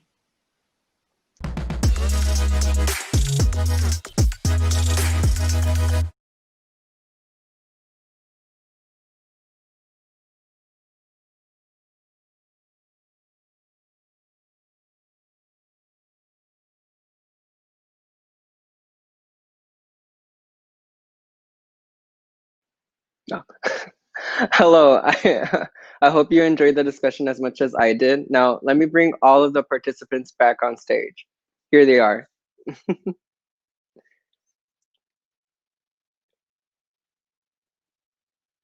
Let me see if I could pull up the motion design students. Hi, Jason. Loud and clear, sir. Let's see if we could have Maggie, Andy. Perfect. Yuji. Oh, you need your audio? You stop DJing. Oh my god. I didn't know you could DJ. Oh. Oh. Yeah.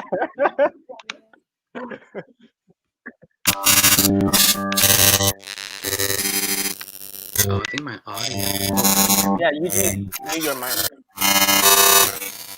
Hello. There we go. The party ended quicker than we thought. Hello. All right, perfect. Yes. Okay, just making sure. Yes, I can hear you. All right, let's go ahead and look at these questions real quick that they're pulling up in the comments.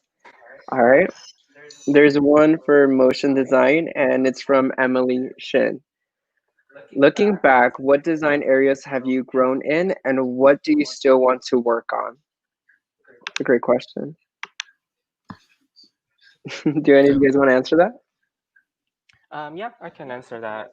I think looking back, I learned from school a lot of like the foundational skills, which is really important to get me to learn more advanced stuff in motion design. In terms of software skills, I learned a lot about After Effects, 4D, and what I want to improve in the future is make my animation look smoother and know the reasoning or the logic behind why things move and make the animation looks just smooth as skin. Your skin. Yes. Yeah, in terms of like motion, I feel like I can grow in areas of like in terms of like motion designers I kind of like look up to, like Eva Kremers and like Andy Evans with their motion design and like incorporating 3D aspects into it as well, and just taking it to the next level where like a lot of typical graphic design is 2D, but taking like more 3D elements and then making that even more dimensional in space, and then just enhancing that visual aesthetic as well. I agree, Andy. It definitely brings a like to life, having all that features in there. All right, let me go ahead and check on the other questions on the comments.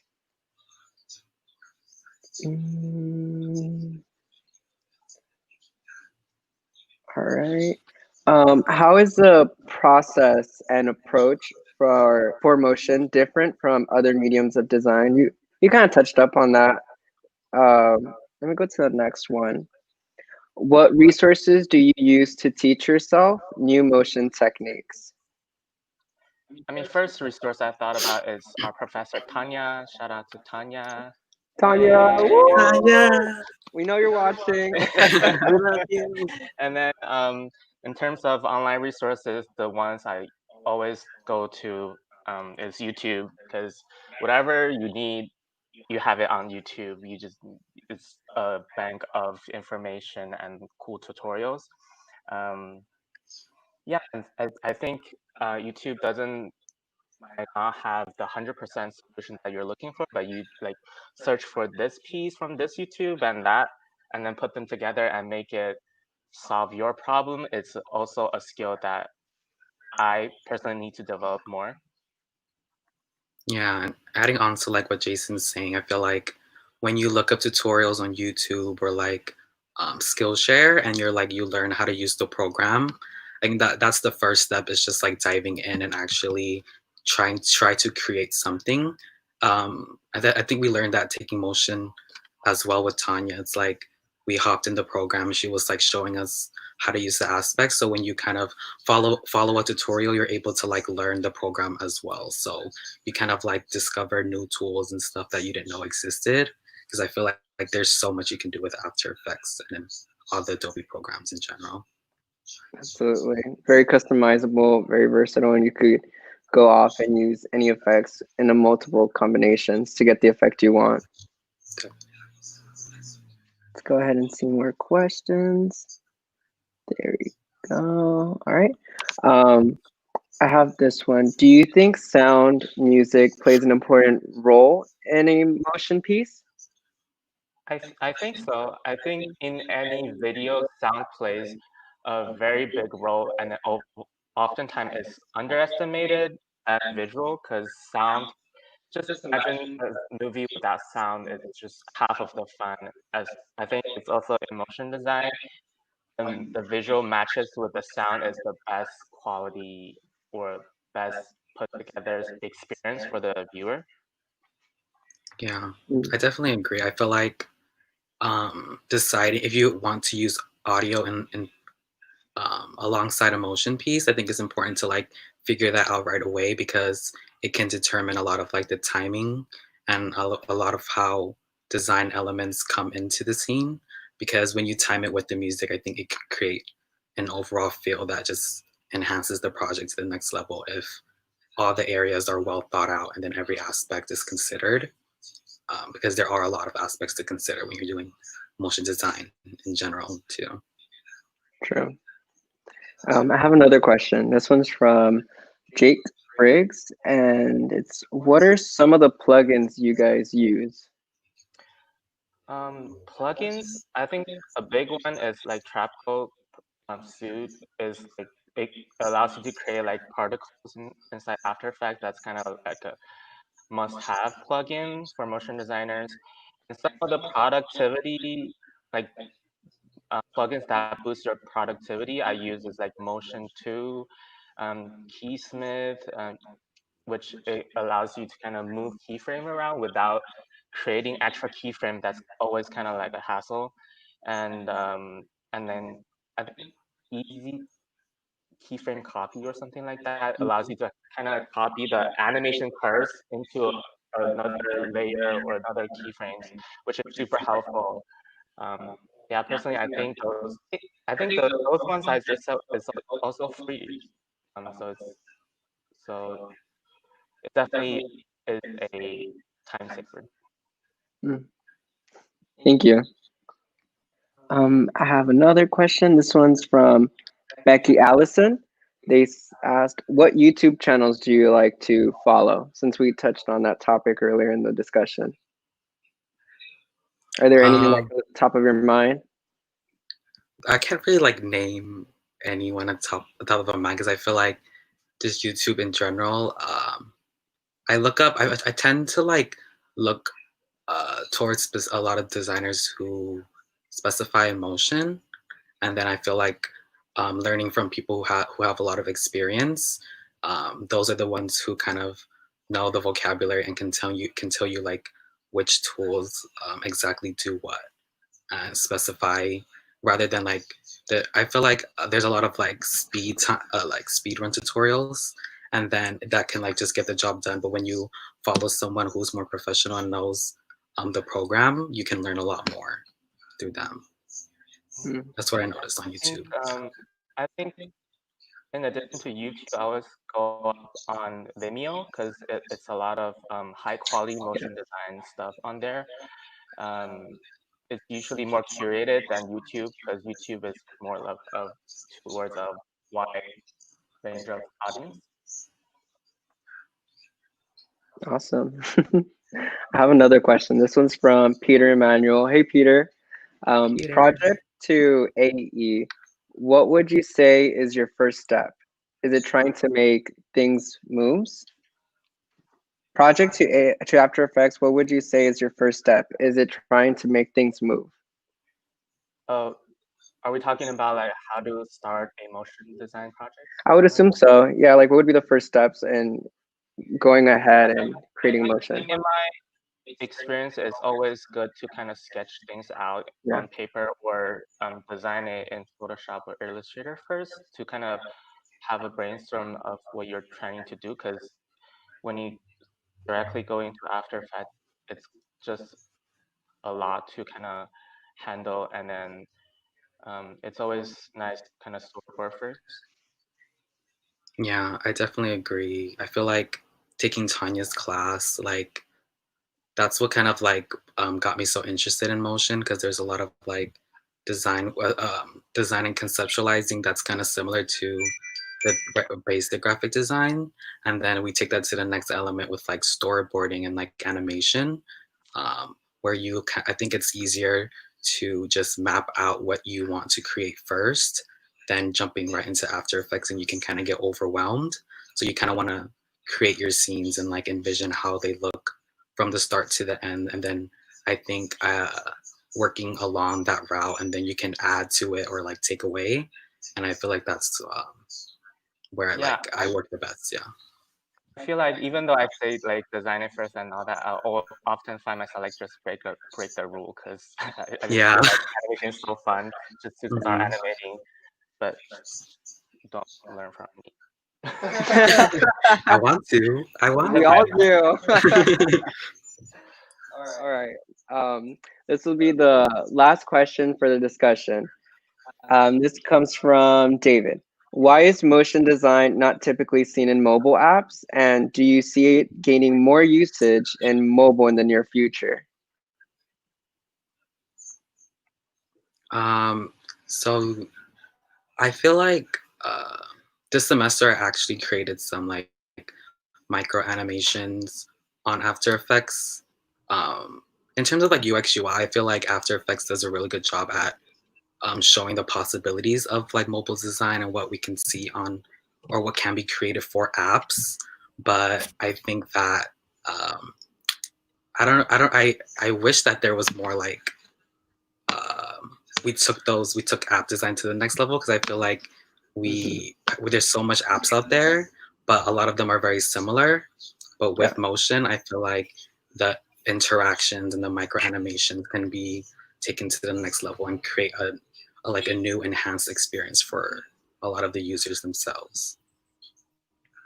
I agree. Well, that is true. You do have a point. It has like a copy and paste sort of feel, but when it's customizable with the motion, it really brings it to life. All right. Well said. I wish I had more time, but I have to say goodbye for now. We will all be in the same room together soon. All right. Bye. Oh, Maggie. Maggie's here. Maggie, I made it. Want to answer a question? It's okay. Technical issue. No. It's okay. I still want it. I want you to be part of it. Let me give you one more question. Let me see what I got. See mobile apps.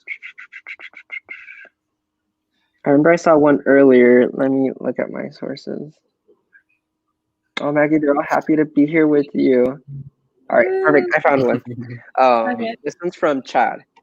What ways have you been able to work with motion other than graphic design to communicate, such as shooting video or combining mediums to tell a story? Yeah, so creating your own content in motion graphics is really helpful and important, whether you're collaborating with other people or you're doing it yourself. I mean, our phones are so high tech now that you can do it through your phone, but it helps you so much going out and actually, going out in your environment, trying things out, seeing what works. Sometimes you get inspiration from shooting like a clip of a video, and then you can transform that into your visual graphics or the motion that you're doing.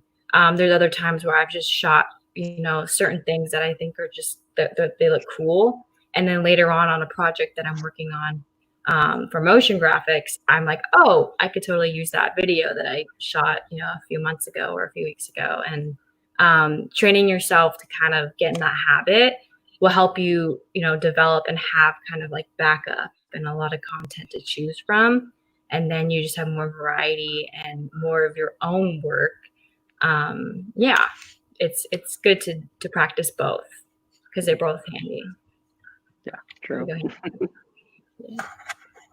Well said. I wish I had more time, but I have to say bye for now. We'll all be in the same room together soon. Bye. Bye. All right.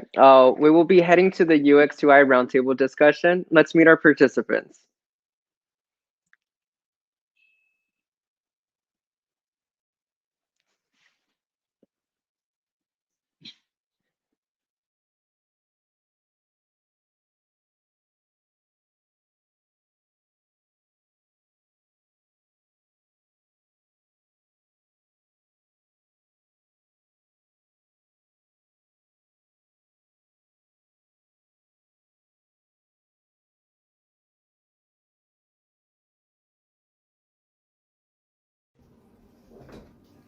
Hey, my name is Hector Octavio, and I'm constantly working on a design practice that explores systems that adapt to ever-changing spaces, one that is based on research and collaboration.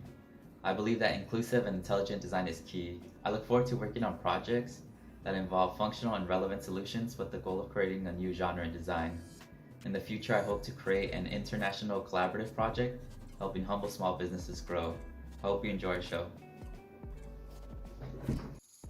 Hi, I'm Katlinda. I have a strong interest in UI UX and branding because I'm passionate about combining design, psychology, cultures, and technology to develop the world we aspire to see in the future.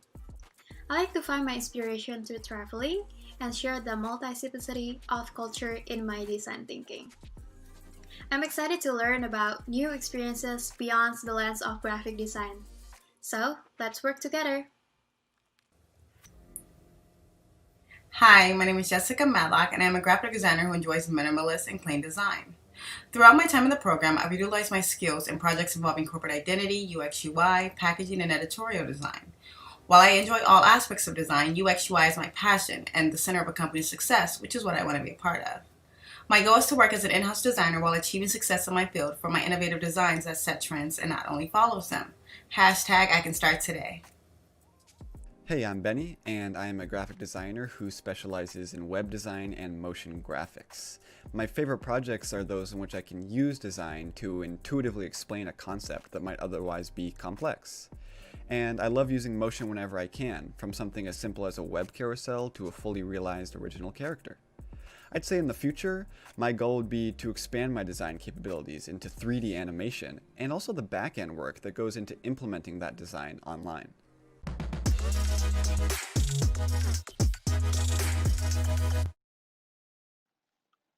Hello again. Unfortunately, we have arrived at our last roundtable discussion. I know.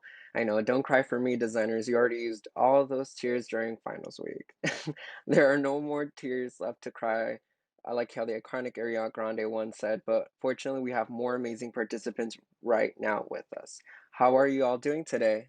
Great. Good. Awesome. I'm happy to hear you're all excited as I am to talk about UX UI. Now, let's get started, shall we? As you all know, interface is where human interaction and technology meets throughout a series of design elements, research, wireframes, and testing to go into creating solutions to visual communication. So when you're on that Zoom call or on that phone while your camera is off, you know who you are. Remember that someone designed that. I'm sure our participants will create something as innovative or even more so in the near future. Now, let's get started. First question. Since UX UI is a new field the last couple of decades, what drew your attention to it? Thanks, Edgar. I'll take that question. I think I've Thank you, always Benny. been interested in the psychology of UI UX design. Understanding the way people think has to be one of the most important aspects of any design, but especially UI UX. So many of the reasons we consider a website or an app or interface of any kind as well designed is because above all else it was designed with the user in mind. As we become more familiar with digital design, there are more things we come to expect. We recognize patterns, icons, locations, and words, just to name a few. From simple things like what a home button looks like to our ability to quickly navigate a site we are visiting for the first time. There are thoughtful decisions behind all these things, and that's one of the most interesting aspects of UI UX design to me.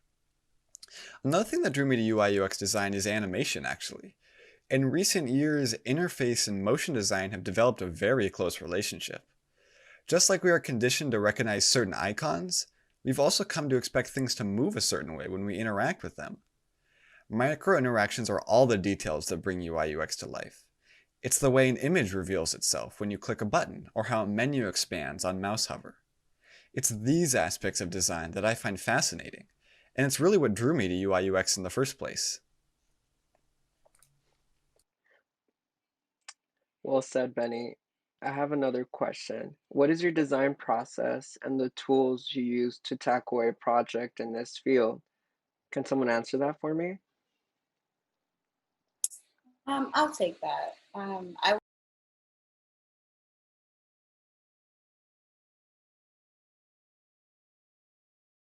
will say, fortunately, a lot of us who took Sam and Vari's class were taught structure, and we were taught the importance of having a process. Basic steps of UI include research, defining your user, planning your design, and and understanding your user before you build your app. When you research your design, I've learned the value of research and deconstructing similar apps to understand how they failed or how they worked. Research allows us to understand users and what they deem essential to programs while focusing on their frustrations. When you define your customer, the best thing you can do is utilize tools like Mural, Draw.io to create empathy maps, flowcharts, personas for customers. These are also great collaborative programs as well. When you plan your design, you should decide on your assets and the flow of your program. And these are necessary and essential steps before building your app. And then when you do finish all of those steps, you can begin building your prototype, and you decide on what program adheres to your design preferences, whether it's Figma, Sketch, or Illustrator, or whatever you're most comfortable with. A lot of us tend to kind of focus on Figma lately because it is something that allows us to show real-time progress and have real-time collaboration with other kind of classmates, I suppose you could say. One of my more successful UI projects was redesigning the Tesla app. I really enjoyed the steps of deconstructing, understanding why I wasn't agreeing with Tesla's design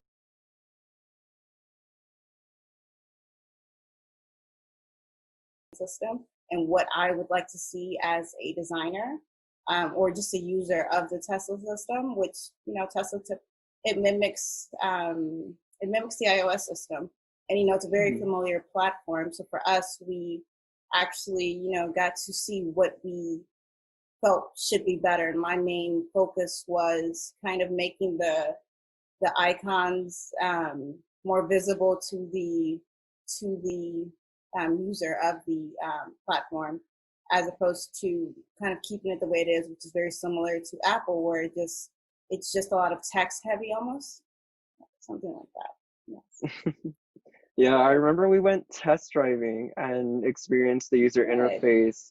Yeah, it was interesting just getting into that field and doing all the research and the marketing aspects of it with surveys. It definitely did made us invested into the project.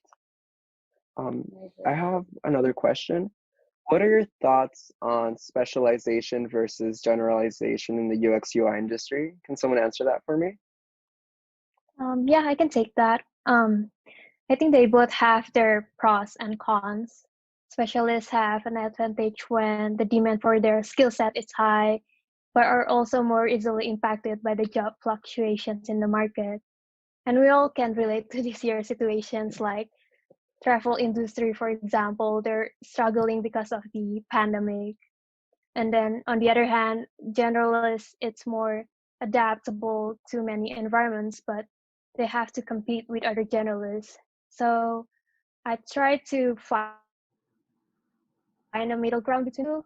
Like I would limit my focus to 2 or 3 subjects that align to my interests, and I still want to be competitive and adaptable, especially now where digital technologies are shaping the future of design. Like I was surprised when I was doing my research for my car interface project. I really get into it, and people who knows me know that I never been interested in cars before. So really, when you work with groups or you work on a project, just be open to new things because you never know if you end up liking it. 100%. I feel like we could all agree to that. We're definitely thrown into projects where we don't know anything about it, but we make it work and we all have our own perception of it. Well, I have another question. Do you think innovative design has room in the industry, or do you think if it ain't broke, don't fix it? I'll take that one. I believe we should always strive for innovation. As technology progresses, so does our interactive potential. Even if it's on building on existing structures, new media and formats allow us to explore and innovate. And as for the idea of if it ain't broke, don't fix it, to set an analogy, if we think about driving on a dirt road, we'll arrive to the destination, but the journey's going to be super rough. And so why not pave the road? So let's fix and innovate existing structures. And that's when we'll begin to think about user experience. Do we want rough roads or a smooth experience?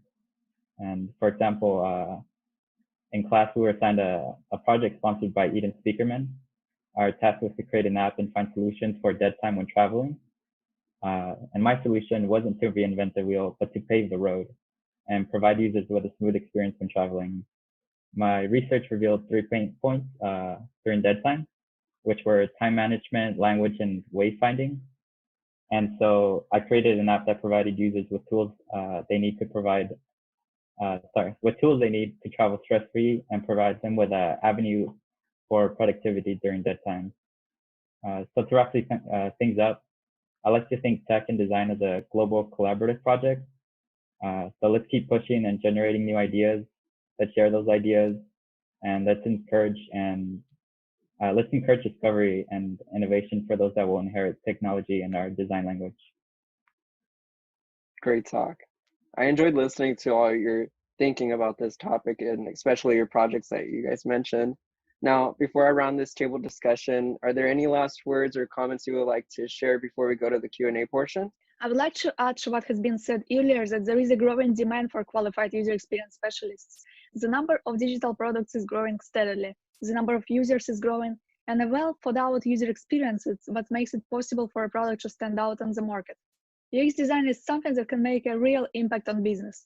It increases conversion, satisfaction, retention, and loyalty.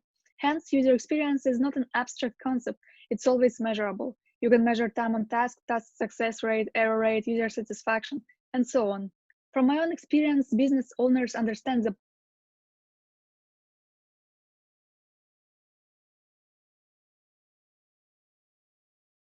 tell you something. If I say I wasn't emotional, then I would be lying. So let me bring the UX UI participants in for emotional support.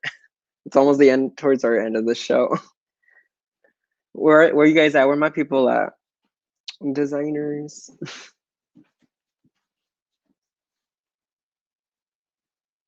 Jessica, Kathleen, Yulia, Benny.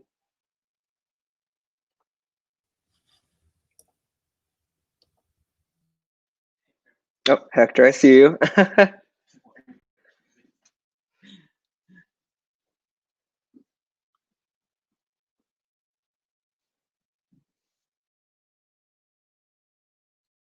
Can you hear me, Hector?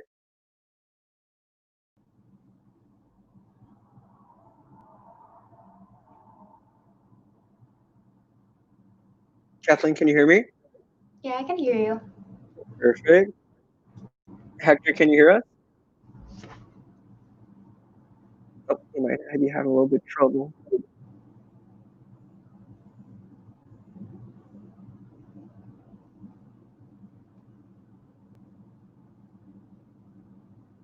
All right, Kathleen, you want to answer a question? We have a couple. Sure. All right. Oh, he's trying again. Okay. Oh. Oh. Okay. I have a question. What kind of skill? Oh, this one's from Andy Liu. What? Oh, hello, Jessica. How are you? No, I think they're all coming in. I think they carpool. All right. Let me go ahead and ask the question. This is from Andy Liu. What kind of skills are helpful to have outside of graphic design when going into the UX UI industry? Yeah, I think learning a basic coding skill will be helpful when you communicate with developer team, because when you actually work for industry and then to make like actual product, you're probably gonna work with other developers. So it's good to have like a communication with basic coding. I feel you. It's definitely a different language. Oh yeah, go ahead, Hector. Sorry, I was having some difficulties. No, you're fine. What matters is now you're here with us. Cool. Yeah, definitely. I agree with Kathleen and psychology as well. Like, I had this roommate who was studying to get his master's in human factors, and we talk about the importance of cognitive ergonomics and having an understanding of how we interact with computers and screens. And that just brings design to like this whole different level. And so it's like a growing field, but basically it's just a ton of research on how people utilize screens and interfaces.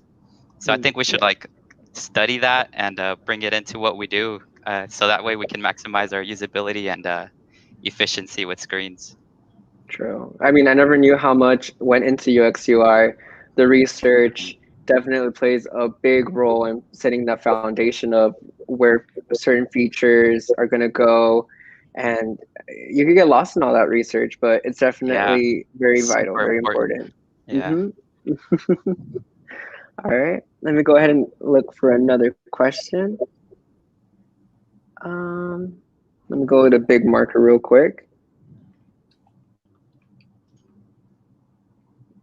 All right. Yes, the process is essential. All right. I have a question. How do you design for industries where the UX UI prioritize functionality over aesthetics? So making it look cute rather than like the functionality of it. Yeah, I can answer that. I think that's something that brought my interest to UI UX at the first place, like prioritizing functionality over aesthetic. Definitely that adds more challenge when designing. But I'm always interested with how people think, behave, and how human interact with technology. So I know that user feedback is really important in UI UX industries. So as long as my design helps people with their everyday life, I think it's already gives me satisfactions and motivation to grow as a designer. I feel you. Yeah. I have another question, and this is for everyone. I would love to hear your input in this. Where do you see UX UI going next? Where's she going? We want to know. I think, sorry, if I can talk. Yeah, I go think it's ahead. gonna go into immersion and experience design. There's this artist, his name's, I think it's like Refik Anoldo or something like that. Super interesting guy, and I recommend you guys check him out. He considers himself an architect, and he considers himself that because he builds information environments generated by pure data. And so I think this is going to be like the next method we're going to consume information, and maybe not at his scale, but I think we're close with like VR and AR and projection mapping. So something I'm looking forward to. Mhm. Definitely. That future technology. Yeah, it's going to be nuts. I have another question. And in the 2 years we've been in our program, we've learned Figma, Sketch, and InVision. How do you feel having to constantly relearn new design software? You know, I was thinking about this the other day too, like all those shortcuts that we have to learn, and then they flip them on us depending on what app we're on. Oh my God. But it's interesting stuff, you know, like it just boosts our productivity and what we can do with our design. So it's cool. Yeah, we have to constantly be evolving and learning new things. Or we're going to be like, still in the past, Yeah, if you're not learning, you're falling behind. Yeah. There we go. Let me go ahead and see any other comments or questions. We love the passion, Hector. Yes, we do. Thank you, guys. I'm excited to be here. All right, I have a couple other questions. Okay, this one's from Bennett Moyler. Do you think a voice assistant is getting more important in UX UI?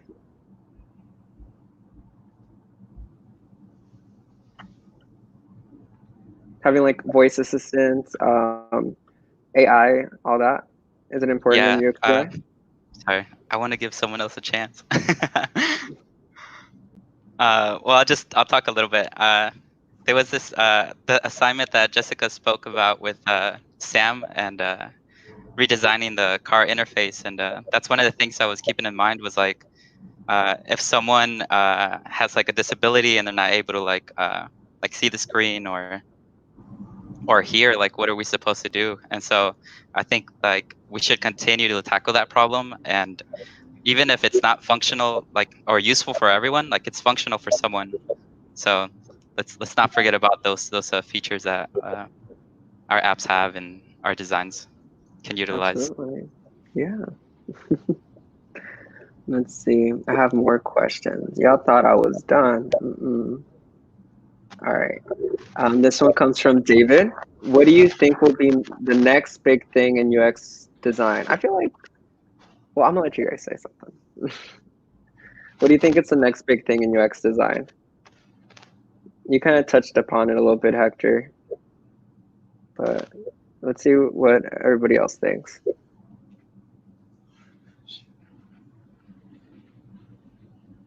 You guys want to skip? All right, let's skip the question. Well, I guess we can go to a different one. It's Angel Fool on YouTube said, what are some of the biggest trends in the UX design industry right now?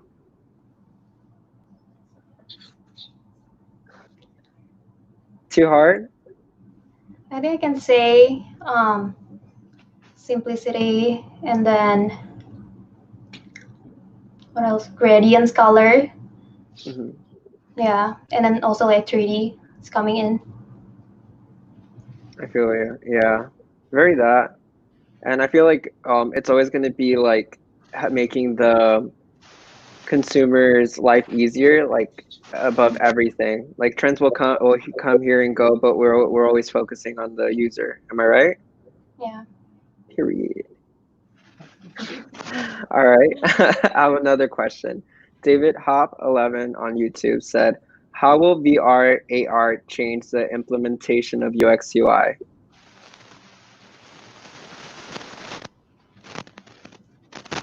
Oh, Hector, I think your audio is muted.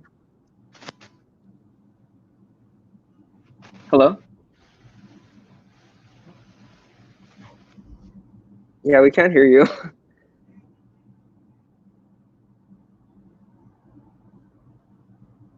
No, I'm sorry.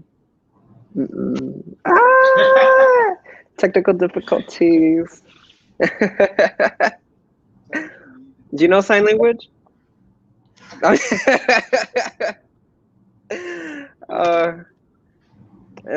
Try getting out and getting back in, Hector. All right, thank you.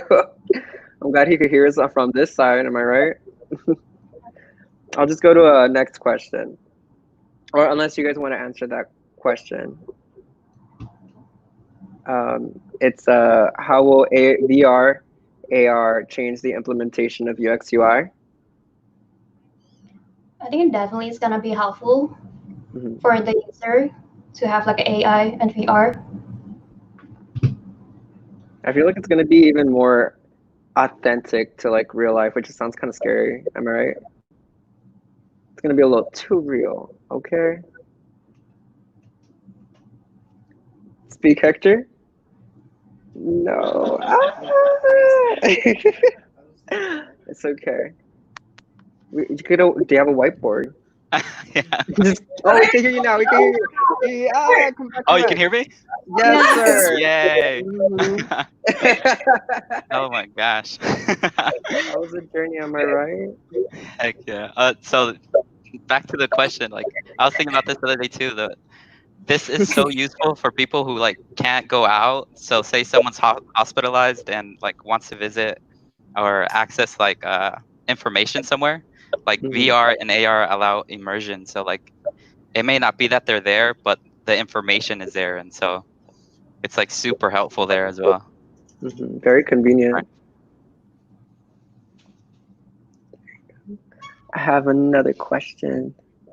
This one is also from It's Angel Fool on YouTube. What are some of the biggest challenges you face as a UX designer? I think staying on trend is one of the biggest challenges as a designer. You do have to continue researching and understanding your customer or your user and the trends that are going on that are making these apps so innovative. Yeah, like keeping up with everything that's going on, like the high tech and the trends. Absolutely. I personally feel like the tough part is the research, you know? That's like one of the biggest challenges because you're trying to make sure you're making sure the user would be satisfied with all the changes or overall just the functionality of the product itself. It's hard to please everyone, but we try to take in as much input as we can in order to fix all the adjustments and making sure that everything is, overall just helping the consumer because that's all we want to do, making life easier for everyone. And like how Hector said about making sure it's smooth paths, All right. That was actually the last question I had. I forgot to give you guys a little heads up. But it was great seeing all your beautiful faces, and I hope to see you guys soon. Hopefully 2021. Fingers crossed. All right. It was great talking to you guys. Bye. Bye.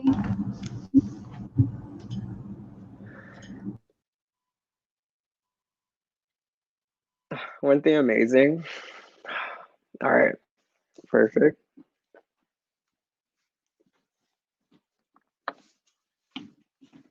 All right. Oh, there's Hanar.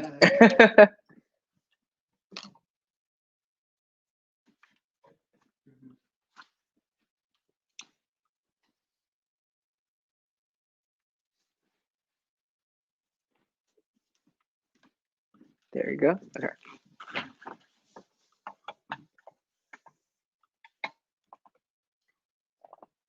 Sorry. I was wondering where you were. There. The lights are bright, but I can still see you.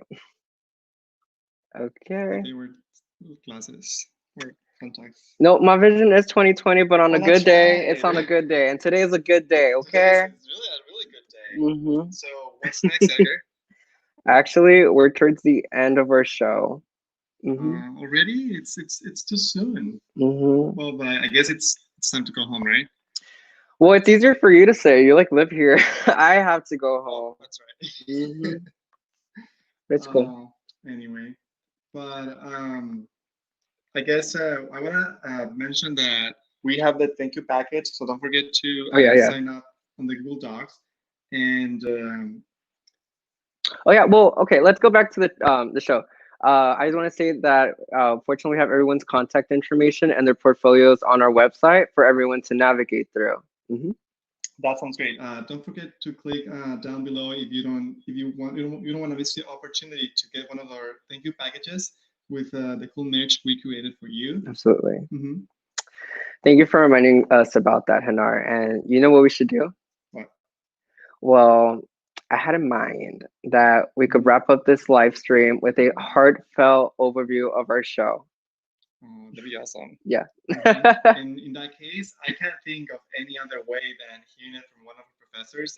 My great though. Yes, you're right. You're absolutely right. If Tracy Chapman plays in the background as he reads that outro, there will be waterfalls. Mm-hmm. Unfortunately for you, we cannot afford that. Oh yeah, I mean, true. You're right. You're right. We can't afford the copyrights. All right. It was great having you here today. I'm glad that you took the time of your busy holiday schedules to watch our graphic design show. We greatly appreciate all of your amazing classmates and everyone who helped building this event. Mm-hmm. Even though we were like sleep deprived and having an occasional mental breakdown every here and there, it was so satisfying hearing everybody, seeing all the beautiful comments, and we just want to say that we greatly appreciate everything. Mm-hmm. And we also want to say thank you to our professors who nurtured our design skills and our careers for the better. Yeah. Oh, don't forget the families. Oh, no, families first. How can I? They helped us and believed in us when we forgot to do so ourselves. Mm-hmm. I love you, Papa, Mama, Victor, Isaac. Gracias por todo el apoyo. It's por ti, mami. All right. Thank you. Thank you and happy holidays.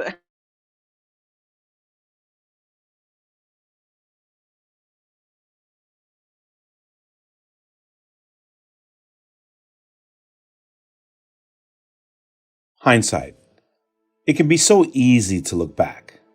You know, to have the luxury of having done something wrong, only to get it perfectly right the next time. It's called hindsight. It seems easy enough. But don't let the smooth taste fool you. Because what comes before hindsight is having the courage to do something. Sometimes blindly, not with the wind at your back, but blowing like the Santa Anas in your face. Not giving a damn really whether you succeed or fail, but pushing ahead anyway. Gathering scraps of knowledge as you go of what the heck went wrong. Not so you can get it perfect, but so you can make it better. You can see that in spades as you click across the screen. A collective of work from 25 graphic design BFA students who dare to reflect on each step as they go. The next generation of designers who refuse to be imprisoned like caged birds, who choose each day to look back just so they can forge ahead. The work here is only the beginning, a long way from where it started, and maybe even longer from where it will be. But that's the beauty of hindsight, isn't it? You get to reflect and choose to see what you want to see. It is hardly a perfect science, but for this show and for all of us so far, hindsight is 2020.